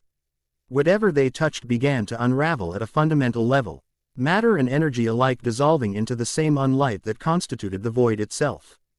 Goku didn't hesitate. Launching himself from the hovering disk, he accelerated directly toward the largest concentration of entities, drawing on his newly evolved divine energy. As before, he focused not on destruction but on restoration, projecting patterns of ordered reality that countered the entity's entropic effect. The results were immediate but less decisive than yesterday's encounter.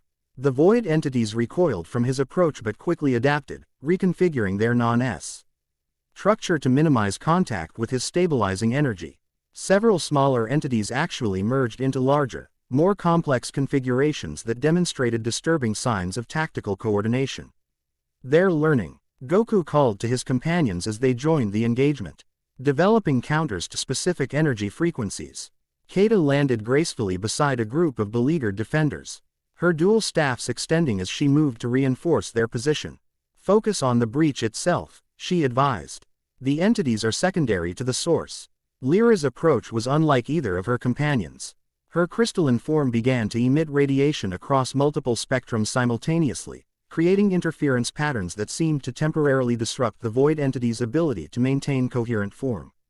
Where this radiation intersected with Goku's reality-stabilizing energy, particularly potent effects occurred, void matter not merely disrupted but partially reconverted to normal space-time. Understanding immediately, Goku adjusted his tactics, coordinating his energy projection with Lyra's radiation pulses. Together they carved a path toward the breach, creating moments of restored reality in their wake. The defending warriors, recognizing the strategy, adjusted their formation to capitalize on these moments, using conventional energy attacks to drive back smaller entities.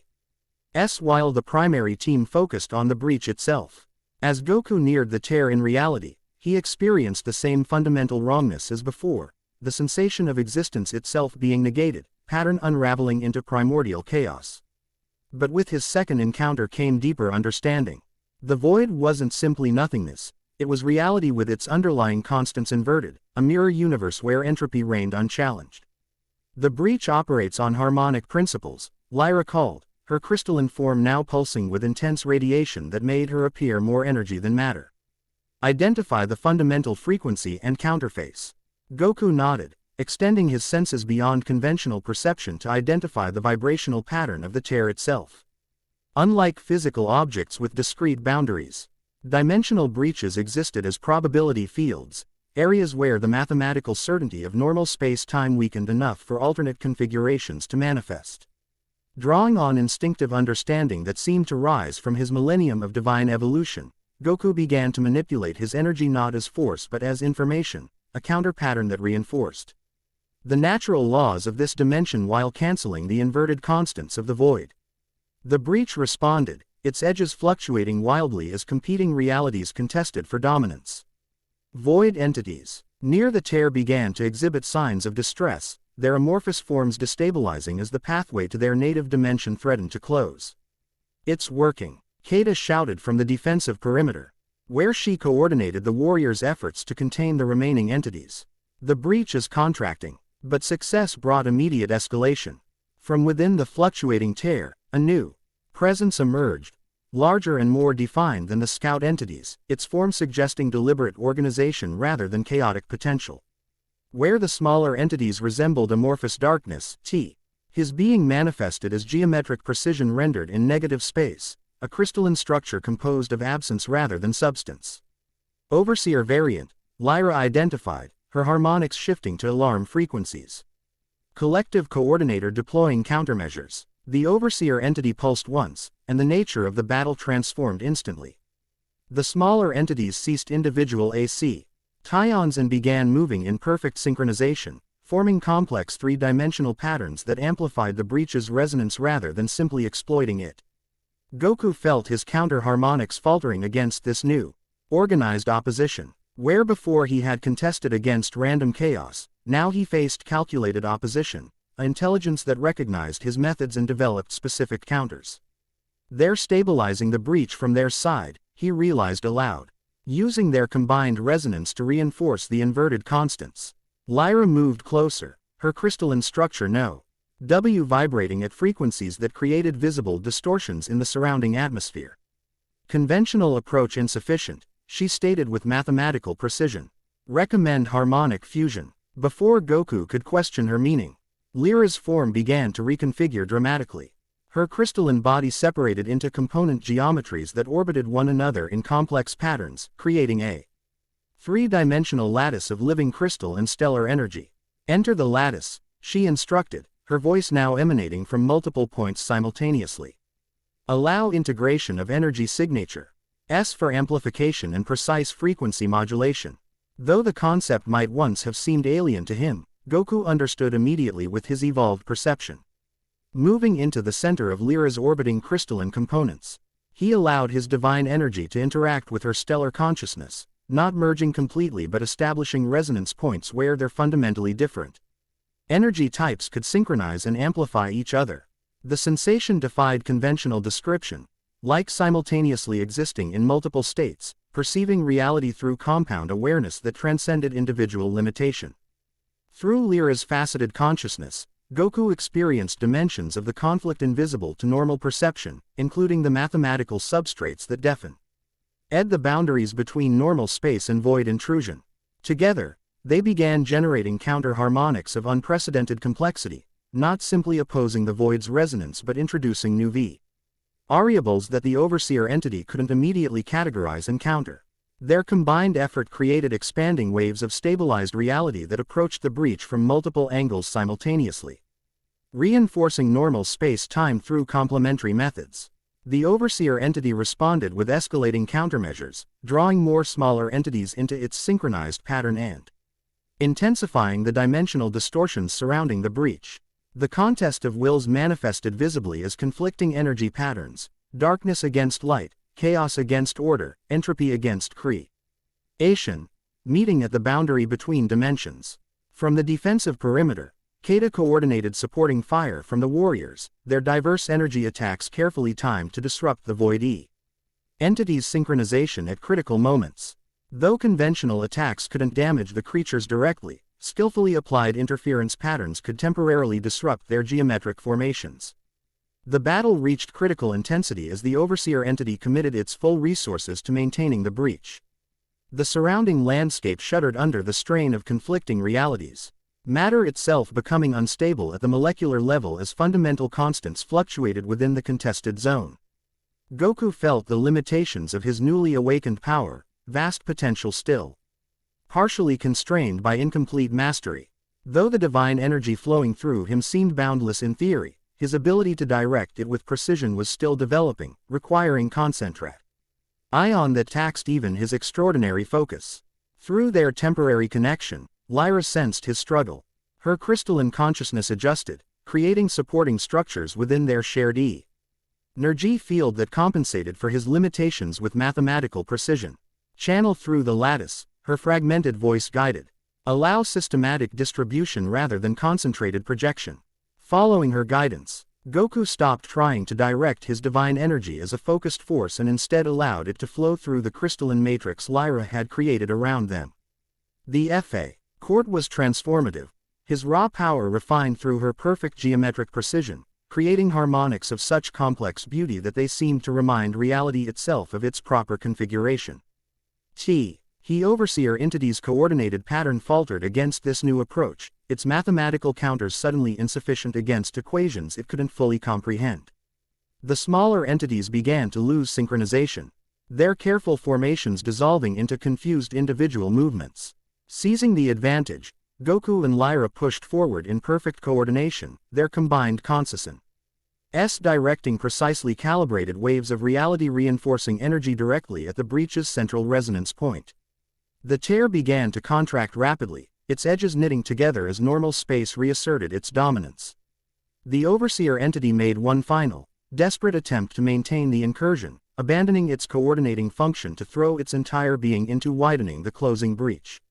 For a moment, the tear stabilized, neither expanding nor contracting as opposing forces reached temporary equilibrium.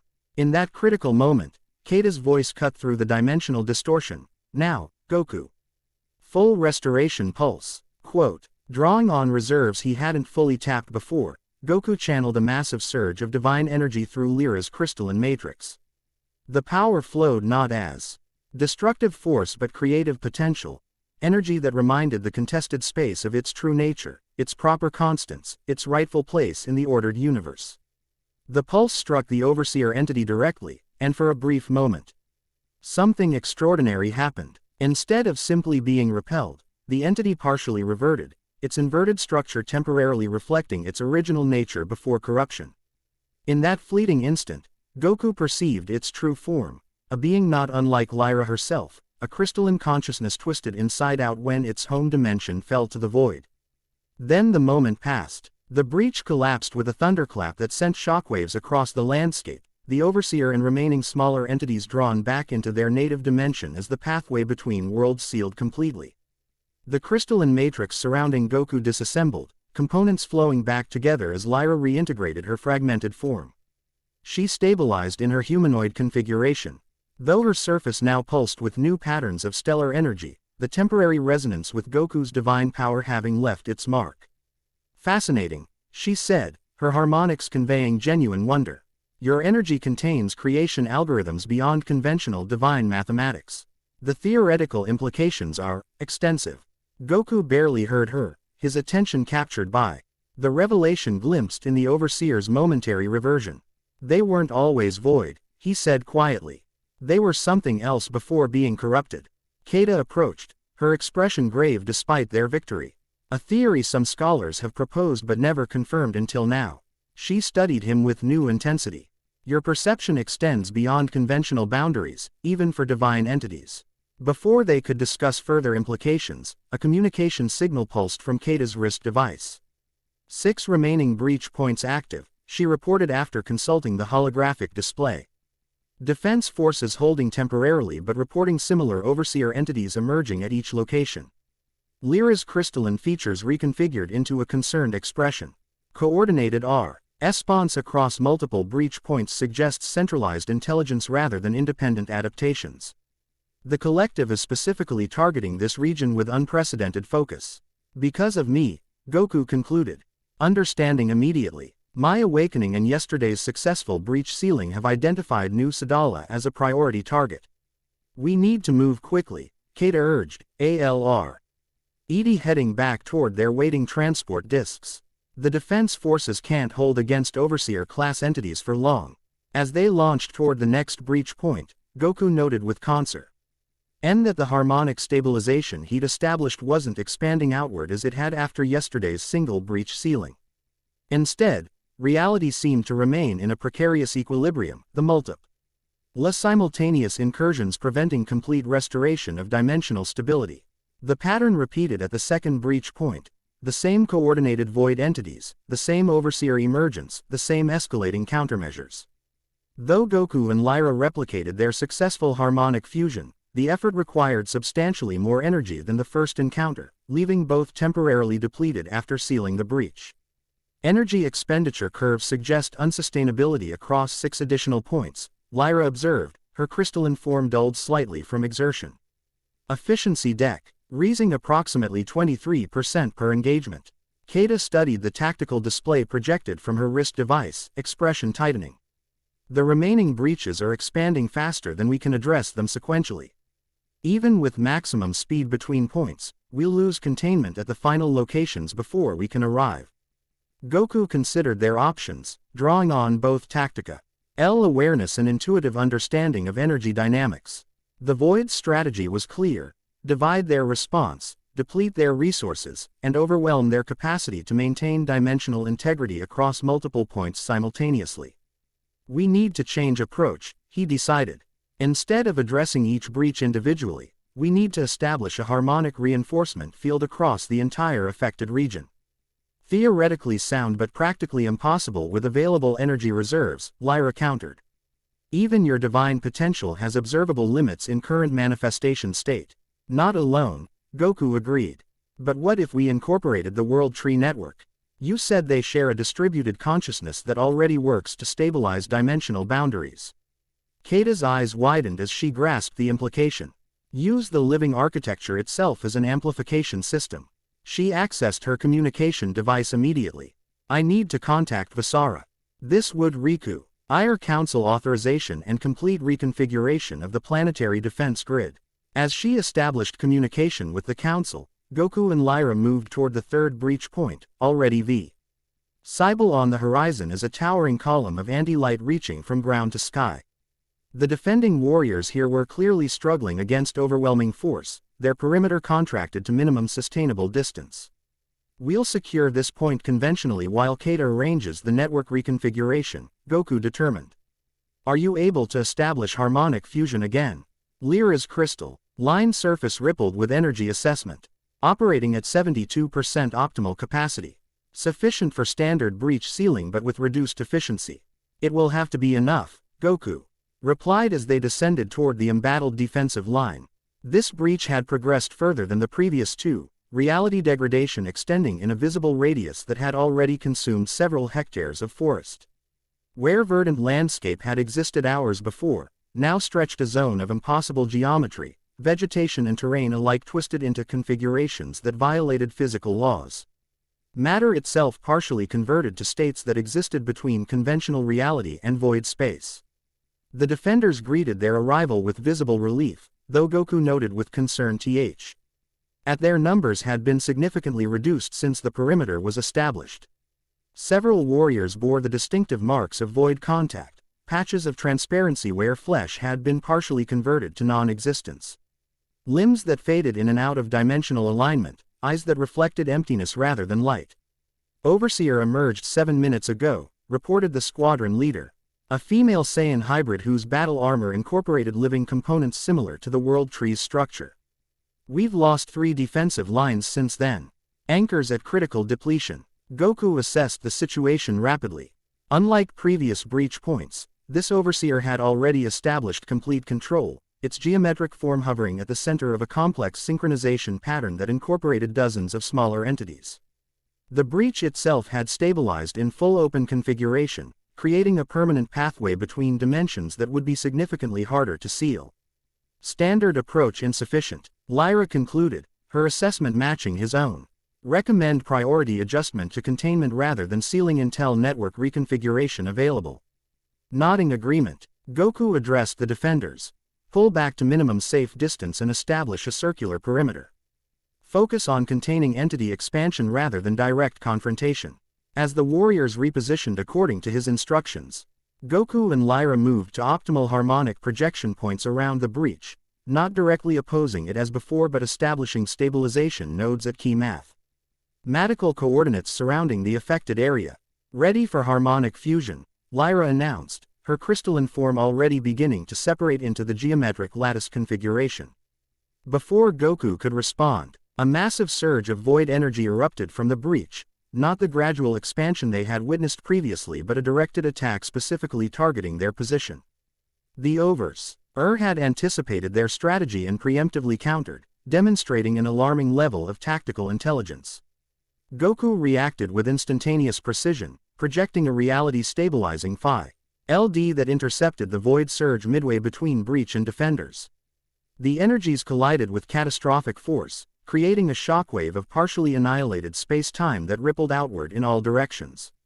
Conventional defense unsustainable, Lyra called, her lattice configuration accelerating to intercept secondary void projections targeting the perimeter. Entity demonstrates strategic IC anticipation beyond previously observed parameters. The Overseer pressed its advantage, directing synchronized waves of smaller entities in complex attack patterns designed to overwhelm defensive capabilities through simultaneous multi-vector approach. The defenders responded with coordinated energy barriers, but each successive wave degraded their resources further. Goku felt frustration mounting as he countered attack after attack without gaining ground toward actually sealing the breach. This warfare of attrition favored the Void Collective, which seemed to have endless entities to expend while the defenders' energy reserves steadily depleted. Just as containment appeared on the verge of failure, Kata's voice cut through the tactical communications. Network reconfiguration authorized. Planetary grid activating in 60 seconds. All units prepare for harmonic resonance. Throughout the visible landscape, the living architecture of New Sadala began to respond. Trees, crystalline formations, even the soil itself pulsed with coordinated bioluminescence as the World Tree Network activated its full defensive capabilities. Energy pathways became visible beneath the surface, connecting distant points in a complex geometric pattern that encompassed the entire affected region. Position for central confluence, Kata instructed as she rejoined them, her transport disk humming with increased power drawn from the activating network. The world trees will channel their combined consciousness through designated nodes. You'll need to serve as the primary harmonic director. Understanding immediately, Goku moved to the indicated position, a natural clearing where multiple energy pathways converged beneath the surface. As he landed, he felt the living consciousness of the World Tree Network acknowledging his presence, billions of interconnected organisms extending perceptual tendrils toward his divine energy signature. Lyra took position opposite him, her crystalline form now functioning as a mathematical translator between his divine energy and the network's biological consciousness. Between them, Kata established the final connection, her hybrid Saiyan Kai GY serving as a balancing element that stabilized the tremendous power about to flow through the system. Network fully activated, she announced, driving her staffs into the ground where they merged with the living energy pathways. Harmonic confluence in 3, 2, 1. The sensation transcended anything Goku had previously experienced, even the earlier fusion with Lyra's crystalline consciousness. His awareness suddenly expanded to encompass the entire planetary system, perceiving through billions of simultaneous perspectives as the distributed consciousness of New Sadala's biosphere. Re-integrated with his divine perception. Through this vastly expanded awareness, he could perceive all 7 breach points simultaneously, understanding their mathematical relationship not as separate incursions but as a single complex pattern, a constellation of void intrusions precisely arranged to create harmonic interference that weakened dimensional integrity across the entire region. They're not random, he realized. The knowledge flowing through the network. The breach points form a geometric pattern designed to create a cascading failure. Lyra's crystalline consciousness acknowledged this insight instantly, her mathematical precision calculating the exact harmonics required to counter the void's destructive interference pattern. Through their shared connection, this understanding flowed back to Goku, who began directing the immense energy of the planetary network not against individual breaches but against the pattern itself. Divine energy merged with biological consciousness and crystalline precision, creating a counter-harmonic that encompassed the entire affected region. Rather than fighting each breach sequentially, they established a resonance field that reinforced reality's fundamental constants everywhere simultaneously, strengthening the very fabric of space-time against the void's systematic corruption. The effect manifested visibly as waves of golden green energy rolling across the landscape, emanating from the central confluence point and expanding in precisely calculated geometric patterns. Where these waves contacted void manifestations, reality reasserted itself with sudden, dramatic effect. Matter returning to proper configuration, spatial relationships normalizing, fundamental constants re-establishing dominance. At each breach point, the overseer entities responded with desperate countermeasures, attempting to adjust their synchronization patterns to oppose the planetary harmonic. But the counter-pattern Goku directed wasn't simply opposing their efforts, it was reminding space-time of its true nature, restoring information that had been corrupted rather than simply fighting corruption with raw force. One by one, the breaches began to contract, their edges knitting together as normal reality reasserted primacy. The overseer entities fought the closure with increasing desperation, some even sacrificing their component structure. In failed attempts to maintain dimensional pathways. Through the network connection, Goku sensed the moment of critical threshold approaching, the point where the counter-harmonic would achieve irreversible dominance across all affected regions. With one final surge of divine energy channeled through the planetary consciousness, he pushed the resonance field to maximum intensity. The effect was spectacular. All 7 breaches closed simultaneously with a synchronized thunderclap that echoed across the hemisphere. The shockwave of restored reality expanded outward at superluminal velocity, no merely sealing the immediate incursions but reinforcing dimensional integrity throughout the planetary system.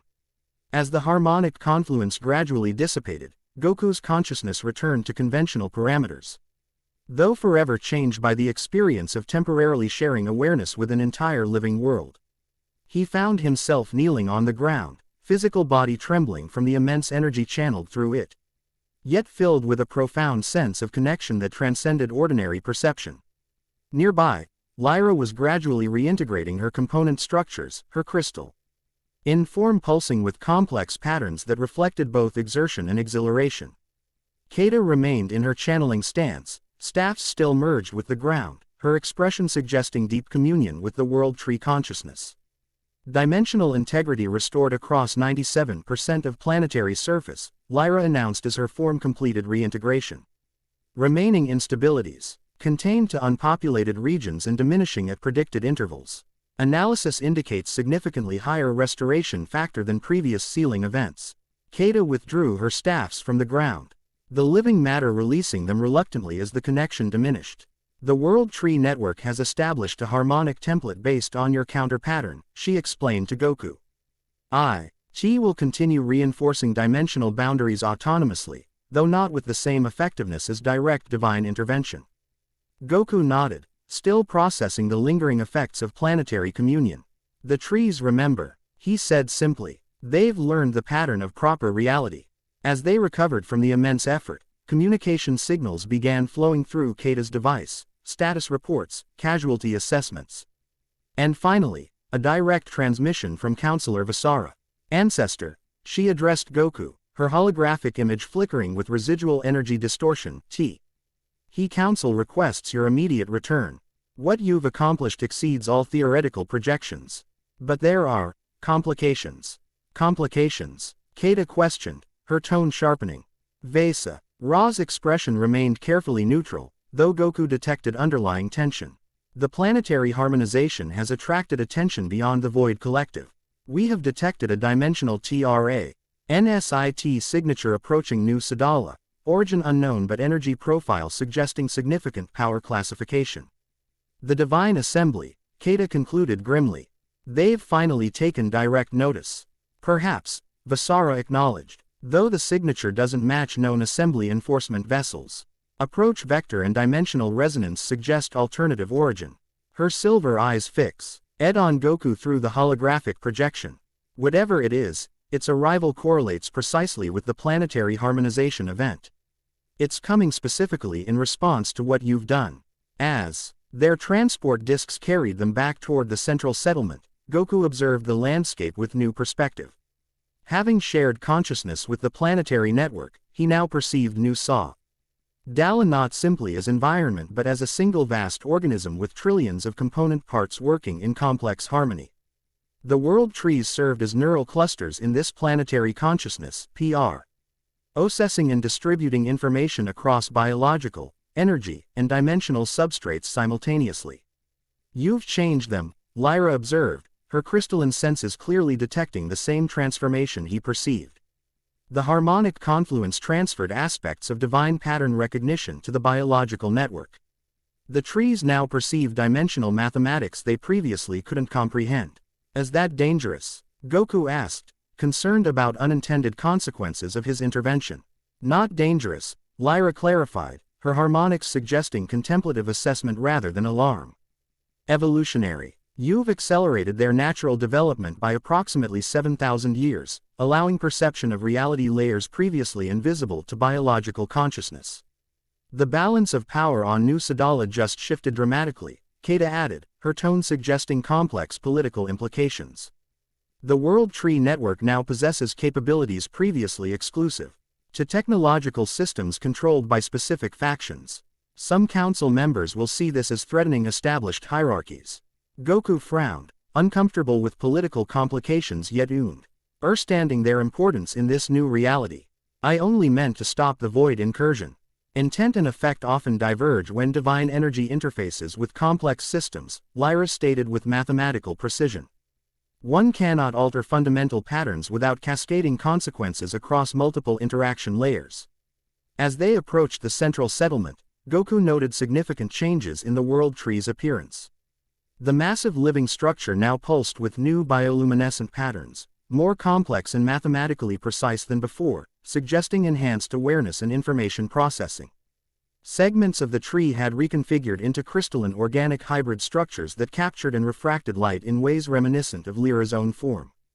The landing platform had been expanded and reinforced, now incorporating what appeared to be dimensional stabilization technology integrated directly into the living material. A substantial reception committee awaited their arrival, not just Counselor Vasara and key representatives but what appeared to be religious or spiritual leaders, identifiable by elaborate ceremonial attire that incorporated symbolic representations of cosmic forces. It seems your accomplishment has theological implications as well as tactical ones, Kata murmured as they descended toward the platform. The Harmony sect has maintained for centuries that the world trees possess dormant divinity requiring external awakening. They'll interpret today's events as vindication of their core doctrine. Goku suppressed a sigh, finding himself once again at the center of others' mythologies and expectations, a familiar position despite the millennium separating his past life from present circumstances. Throughout his existence, people had projected their needs and beliefs onto him, interpreting his actions through the lens of their own understanding rather than his straightforward intentions. As their transport discs settled onto the platform, the assembled crowd maintained a respectful distance, though Goku could feel the intensity of their collective attention, a mixture of awe, expectation, curiosity, and in some cases, apprehension. Vasara stepped forward, her regal bearing appropriate to her descent from Saiyan royalty. Ancestor, she greeted formally, New Sadala owes you a debt beyond conventional measure. The planetary harmonization you've established has created stability unseen in generations. I had help, Goku responded simply, gesturing toward Lyra and Kata. It was their knowledge and the world trees, consciousness that made it possible. A slight smile touched Vasara's lips, the expression so reminiscent of Vegeta that Goku felt a momentary pang of loss despite the centuries separating him from his old friend and rival. Modesty becomes you, ancestor, but facts remain facts. What you've accomplished today has altered the course of our struggle against the void. She gestured for them to follow as she turned toward the entrance to the World Tree Complex. However, as I mentioned, complications have arisen that require immediate attention. As they moved through the living corridors, Goku noted significant transformations throughout the structure. The previously subtle bioluminescence now formed complex mathematical patterns along walls and ceilings, conveying information through geometric roulette. Ion ships rather than simple light intensity. The tree itself seemed more actively responsive to their passage, corridors adjusting their configuration to optimal dimensions without apparent mechanical components. The world tree is evolving rapidly, Vasara confirmed, noting his observations. Our Bioscience Division reports accelerated neural development throughout the network, with information processing capabilities increasing exponentially. They estimate the planetary consciousness has already achieved sentience levels previously projected to require millennia of natural evolution. Is that creating problems? Goku asked, detecting tension beneath her matter-of-fact delivery. Not directly, Vasara replied carefully. The world trees have always been benevolent symbiotes, and their enhanced awareness maintains that fundamental orientation. The complications arise from external responses to the transformation. She paused before a massive door formed from interlocking rings of living wood and crystal. The council awaits in the memory chamber. Observer Lyra's resources have been requested to provide context for the approaching entity. The memory chamber proved substantial. Why different from the council room Goku had previously visited? Where that space had emphasized function and authority, this chamber focused entirely on information preservation and retrieval. The circular room extended several stories upward, its walls lined with what appeared to be thousands of crystalline spheres of varying sizes and luminosities, each suspended in its own containment field. At the center of the chamber stood a complex mechanism that resembled a hybrid of organic growth and precision engineering, a tree-like structure whose branches terminated in receptacles clearly designed to hold the spheres stored along the walls. Currently, one sphere larger than the others rested in the central receptacle, pulsing with internal light that shifted through various spectral frequencies. The council members were arranged in a semicircle facing this mechanism, their expressions ranging from fascination to apprehension to barely concealed excitement. They rose as one when Goku and his companions entered, acknowledging their arrival with formal gestures appropriate to their diverse cultures. The Saiyan god returns triumphant, intoned a counselor Goku hadn't previously met, a tall humanoid whose silver-white skin was covered in intricate patterns that shifted and changed as if responding to invisible currents. Just as the planetary consciousness achieves enlightenment, Zenger approaches from beyond conventional dimensions. The synchronicity cannot be coincidental. Let's not leap to metaphysical conclusions before examining factual evidence, countered another Unsalor, the reptilian Zeth whose scales now pulsed with thoughtful blue-green hues. Observer Lyra, the memory spheres have detected this approaching entity before, have they not? All eyes turned to Lyra, whose crystalline form seemed particularly resonant with the chamber's contents. She moved directly to the central mechanism, interfacing with it through methods that appeared partially physical and partially energetic. Correct, she confirmed, her harmonic voice synchronizing with subtle tones emitted by the machinery. The entity's dimensional signature appears in 3 previous records spanning 7 centuries. Each manifestation correlates with significant disruptions in temporal continuity. At her command, the central sphere's pulsations intensified, projecting a 3-dimensional null image above the mechanism, a vessel unlike any Goku had previously encountered. Its design defied conventional geometry, sections appearing to exist in different dimensional states simultaneously. Its surface continuously reconfiguring without ever settling into a stable configuration. Yet despite this fluid structure, certain elements remained constant, particularly a symbol resembling an hourglass bisected by a vertical line.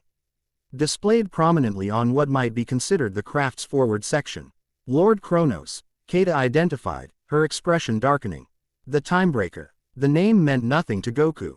Yet he felt an instinctive recognition, as though encountering something that resonated with fragments of memory from his divine stasis. The memory spheres hold limited information about this entity. Lyra continued, accessing data through her connection to the central mechanism. Origin unknown but theorized to exist partially outside conventional temporal flow. Previous manifestations occurred during the fall of New Namek, the lunar cataclysm, and the final degradation of Earth's timeline. At the mention of Earth, Goku's attention sharpened. He was present during Earth's destruction. Not exactly, Vasara clarified, stepping closer to the projection. According to surviving accounts, this entity appeared shortly before the void consumed Earth, extracting specific individuals and artifacts before disappearing again. Some records suggest he attempted to prevent the planetary consumption but lacked sufficient power to counter a Class 1 breach. His intentions remain ambiguous, Lyra added. Analysis of interaction patterns suggests neither benevolence nor malevolence by conventional standards, but adherence to unknown parameters that occasionally align with preservation of specific timeline elements. The projection shifted, displaying the entity's current approach vector, a dimensional trajectory that intersected with New Sadala's position not through conventional space but through what appeared to be shortcuts in reality's underlying structure. Estimated arrival in 17 minutes, Lyra announced. Dimensional signature suggests solely Terry transit. No accompanying vessels or entities detected. A diplomatic approach rather than invasion, Vasara interpreted, though tension remained evident in her posture. Nevertheless, we should prepare appropriate containment measures. Lord Kronos has never been predictable. If he was present during Earth's final days, he may have information about my friends and family, Goku said, the possibility creating an urgency he hadn't felt since awakening.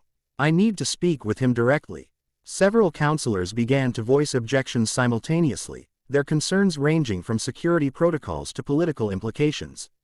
But Vasara silenced them with a raised hand. The ancestor has earned the right to pursue knowledge of his past, she stated firmly. However, precautions remain essential. Observer Lyra, you mentioned memory spheres containing records of Earth's final period. Lyra disengaged from the central mechanism and moved toward a specific section of the chamber walls. Limited fragments preserved through extraordinary measures, she confirmed, her crystalline form extending a tendril of energy that retrieved a cluster of smaller spheres from their containment fields. Most direct observation records were lost during the consumption event, but some testimonial and peripheral documentation survived. She returned to the central mechanism, replacing the tactical display sphere with one of the smaller records from Earth.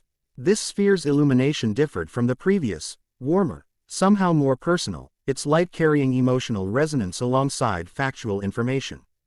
Before Lord Kronos arrives, you should see what remains of your world's legacy, Lyra said, her harmonics softening to something approaching compassion. Context may prove essential or interpreting his purpose in seeking you now.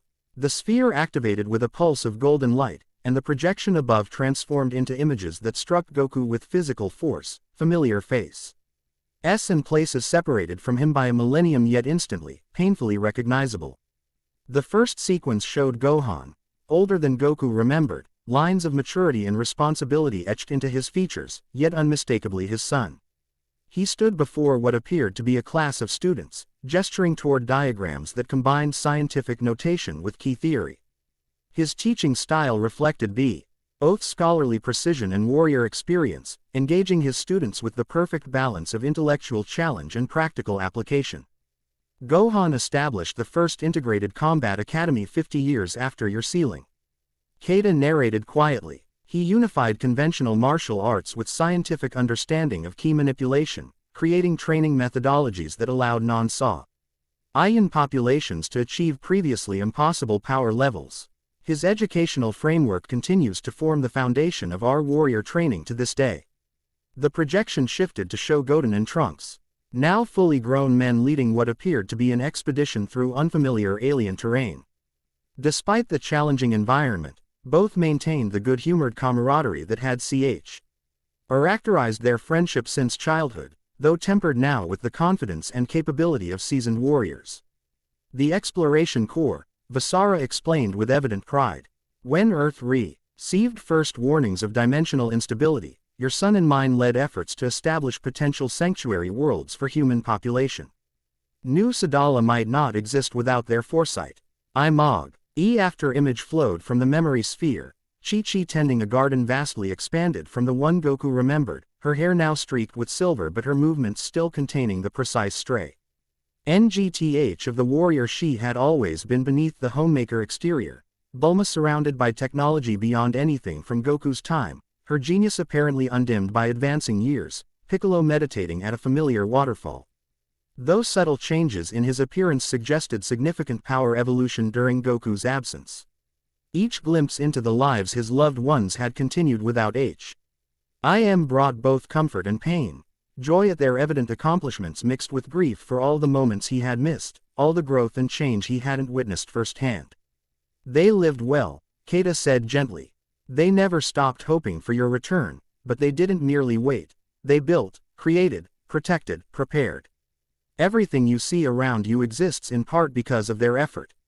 To preserve what mattered most from Earth's legacy.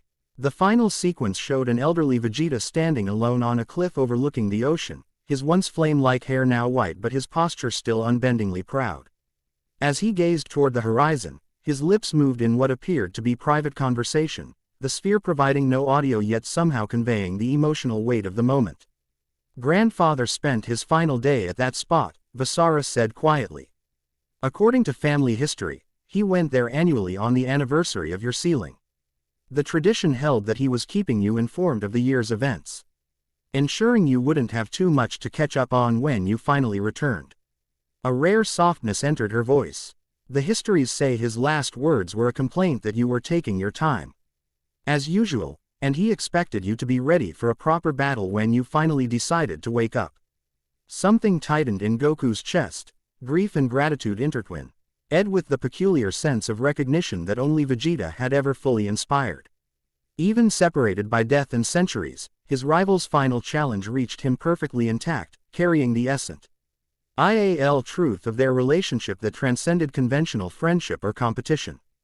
Before he could fully process these emotions, alarm signals pulsed through the chamber, not the urgent warnings. A void incursion but a different pattern indicating dimensional transition in progress. "He's arriving ahead of projected schedule," Lyra announced, the memory sphere's display dissolving as she accessed real-time data through the central mechanism. Dimensional aperture forming directly above the central plaza.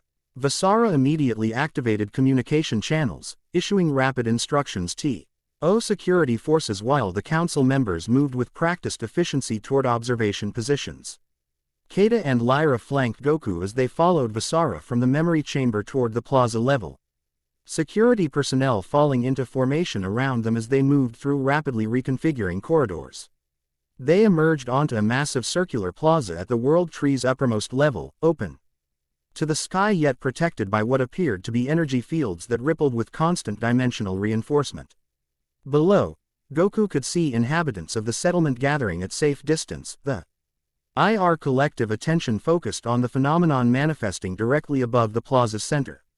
The dimensional aperture resembled neither conventional spacecraft arrival nor the chaotic tiers created by void incursions. Instead, reality seemed to fold inward with mathematical precision, creating a perfect spiral of distorted space-time that rotated with increasing velocity. As the rotation reached critical speed, the center of the spiral opened into what appeared to be a tunnel of crystalline light, its interior surfaces reflecting infinite recursive iterations of the surrounding environment. From within this dimensional corridor emerged the vessel they had observed in the memory sphere's projection, its impossible geometry somehow more disorienting when viewed directly than through recorded images. As it fully materialized in normal space, the aperture behind it closed with geometric precision, reality reknitting without the catastrophic shockwaves that accompanied void breaches. The vessel hovered silently for several moments, its continuous reconfiguration creating visual effects that challenged perception, sections appearing to exist slightly out of phase with others, CES simultaneously opaque and transparent depending on viewing angle, propulsion systems that operated through principles entirely divorced from conventional physics. Then, without apparent transition, a figure stood on the plaza before them, as though having moved from vessel to ground without crossing the intervening space. Lord Kronos, if this was indeed him, appeared surprisingly humanoid considering his extraordinary vessel and abilities. Tall and lean, with features that suggested both ageless youth and ancient experience simultaneously, he wore attire that combined elements of various historical periods into an aesthetic that somehow avoided appearing eclectic or mismatched. The hourglass symbol from his vessel appeared again as a subtle emblem on his chest, worked in material that seemed to shift between solid metal and flowing liquid. His eyes, however, immediately marked him as non-human, irises composed of clockwork mechanisms that continuously rotated and adjusted, analyzing his surroundings with mechanical precision beneath organic lids. When he spoke, his voice carried multiple harmonic undertones, as though several versions of himself were speaking in perfect synchronization from slightly different points in time. "Son Goku," he stated, focusing those mechanical eyes directly on their target with immediate recognition. "The sleeping god awakens at last. How perfectly appropriate that I should find you here, now, at this precise intersection of possibility streams. His gaze shifted briefly to take in the assembled council members, security forces, and Goku's companions. Counselor Vasara, descendant of Vegeta, Scholar Kata, seeker of forgotten knowledge, Observer Lyra, memory keeper of the stellar consciousness. Each acknowledgement came with perfect pronunciation and apparent familiarity, though according to records, he had never directly interacted with any of them. You know us, Vasara stated neutrally, yet we have limited knowledge of you beyond scattered historical appearances. What brings you to New Sadala at this particular moment, Lord Kronos? The visitor's clockwork eyes whirred with subtle adjustments. Convergence, Counselor. Harmonic restoration event has created a nexus point of particular significance, the first major deviation from probability collapse in 17 standard probability streams. His attention returned to Goku. Put simply, you've changed the game. For the first time in 7 centuries, the Void Collective faces opposition capable of meaningful resistance rather than mere delay. And this interests you why? Kata questioned, her tone suggesting deeper suspicion than Vasara's diplomatic approach. A smile touched Kronos's lips, an expression that somehow contained both genuine amusement and calculating assessment. Because I've invested considerable resources in preserving specific elements of collapsed timelines, Scholar Kata. Elements with particular relevance to our mutual friend here. His clockwork gaze fixed on Goku again. You seek understanding of what transpired during your millennium of absence. I seek an ally capable of altering catastrophic probability convergence. Perhaps we can help each other.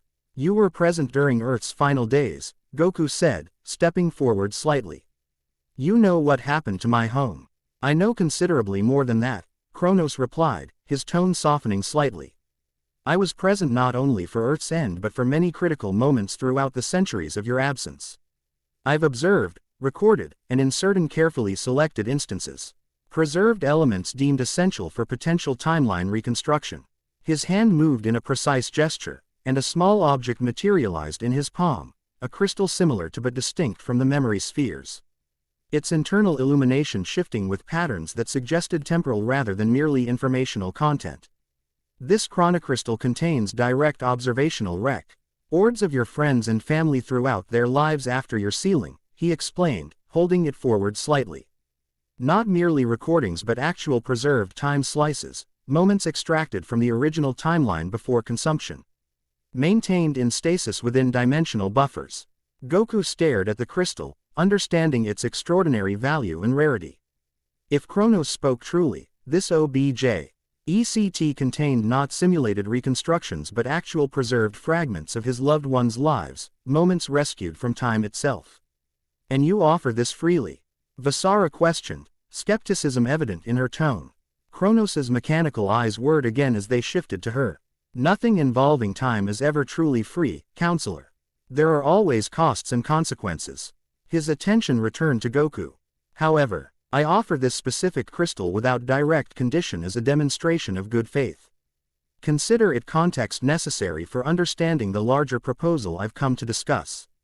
He extended his hand further, offering the chronocrystal directly to Goku.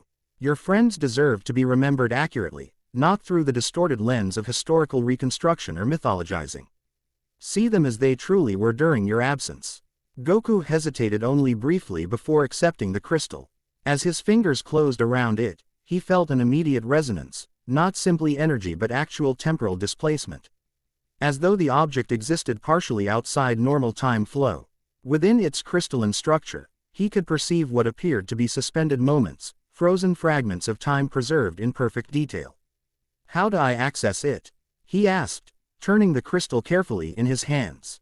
Your divine energy is the key, Kronos explained. Focus your consciousness into crystal's matrix while maintaining physical contact. Your connection to these specific timeline fragments will facilitate natural resonance. Goku concentrated as instructed, channeling a measured portion of his divine energy into the crystal. For a moment, nothing happened. Then reality around him seemed to blur and shift, present perception overlaid with fragments of the past rendered with perfect clarity. Vegeta stood in the gravity chamber, pushing his limits as always, but with new purpose evident in every movement. You'd better be evolving in there, Kakarot, he growled between punishing training sequences. Because when you emerge, I intend to be ready. 1 century isn't nearly enough time for you to surpass me again. The scene shifted, time advancing perceptibly. Gohan cradled a newborn infant. Tears of joy tracking down his cheeks as Pan gently touched her grandfather's pendant, a small crystal containing what appeared to be a single strand of orange fabric from Goku's GI. That's right, little one. Gohan whispered. That's your grandpa. He's sleeping now, but someday you'll meet him. And he'll love you just as much as I do. Another shift, another fragment of preserved time. Chi-Chi tended flowering plants in a massive greenhouse, her movements still containing the precise strength of the warrior she had always been. You should see how everything's growing, Goku, she said conversationally. As though he could hear her. Gohan says at this rate, we'll have established sustainable agriculture for the entire sanctuary zone by next spring.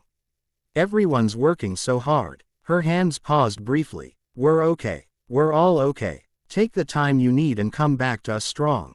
Fragment after fragment flowed through Goku's consciousness, not a coherent narrative but glimpses across decades. Showing his loved ones continuing their lives. Bulma developing technologies to counter dimensional instability. Piccolo training new generations of warriors. Goten and Trunks leading explorations to establish sanctuary worlds. Krillin becoming a revered teacher whose modified turtle school techniques allowed normal humans to achieve unprecedented power levels. Throughout these glimpses, Goku noticed a common theme: none of them had simply waited for his return. They had faced new threats, built new systems, protected what they valued most. Yet in quiet moments, each in their own way acknowledged his absence not as abandonment but as necessary sacrifice, expressing confidence that when he finally returned, it would be exactly when needed most. The final fragment showed Vegeta in his elderly years, standing at the cliffside exactly as the memory sphere had depicted. But now Goku could hear the words his rival spoke to the distant horizon. Another year, Kakarot. The dimensional disturbances are increasing. Bulma's latest calculations suggest we have perhaps 2 generations before critical instability reaches Earth. The aged prince crossed his arms. His posture still proudly erect despite advanced years. Your granddaughter has surpassed all expectations. Pan achieved Super Saiyan 3 yesterday, the first female in recorded history to reach that level. She has your ridiculous optimism but her grandmother's discipline. A rare smile touched his weathered features. Our bloodlines have produced extraordinary warriors, as expected. He paused, gazing toward the setting sun. The Supreme Kai visited yesterday, the first direct contact we've had with the divine realm in decades. Something has them concerned, though he refused to provide details. Vegeta's expression hardened. Whatever threat approaches, we'll face it as we've faced everything since your departure.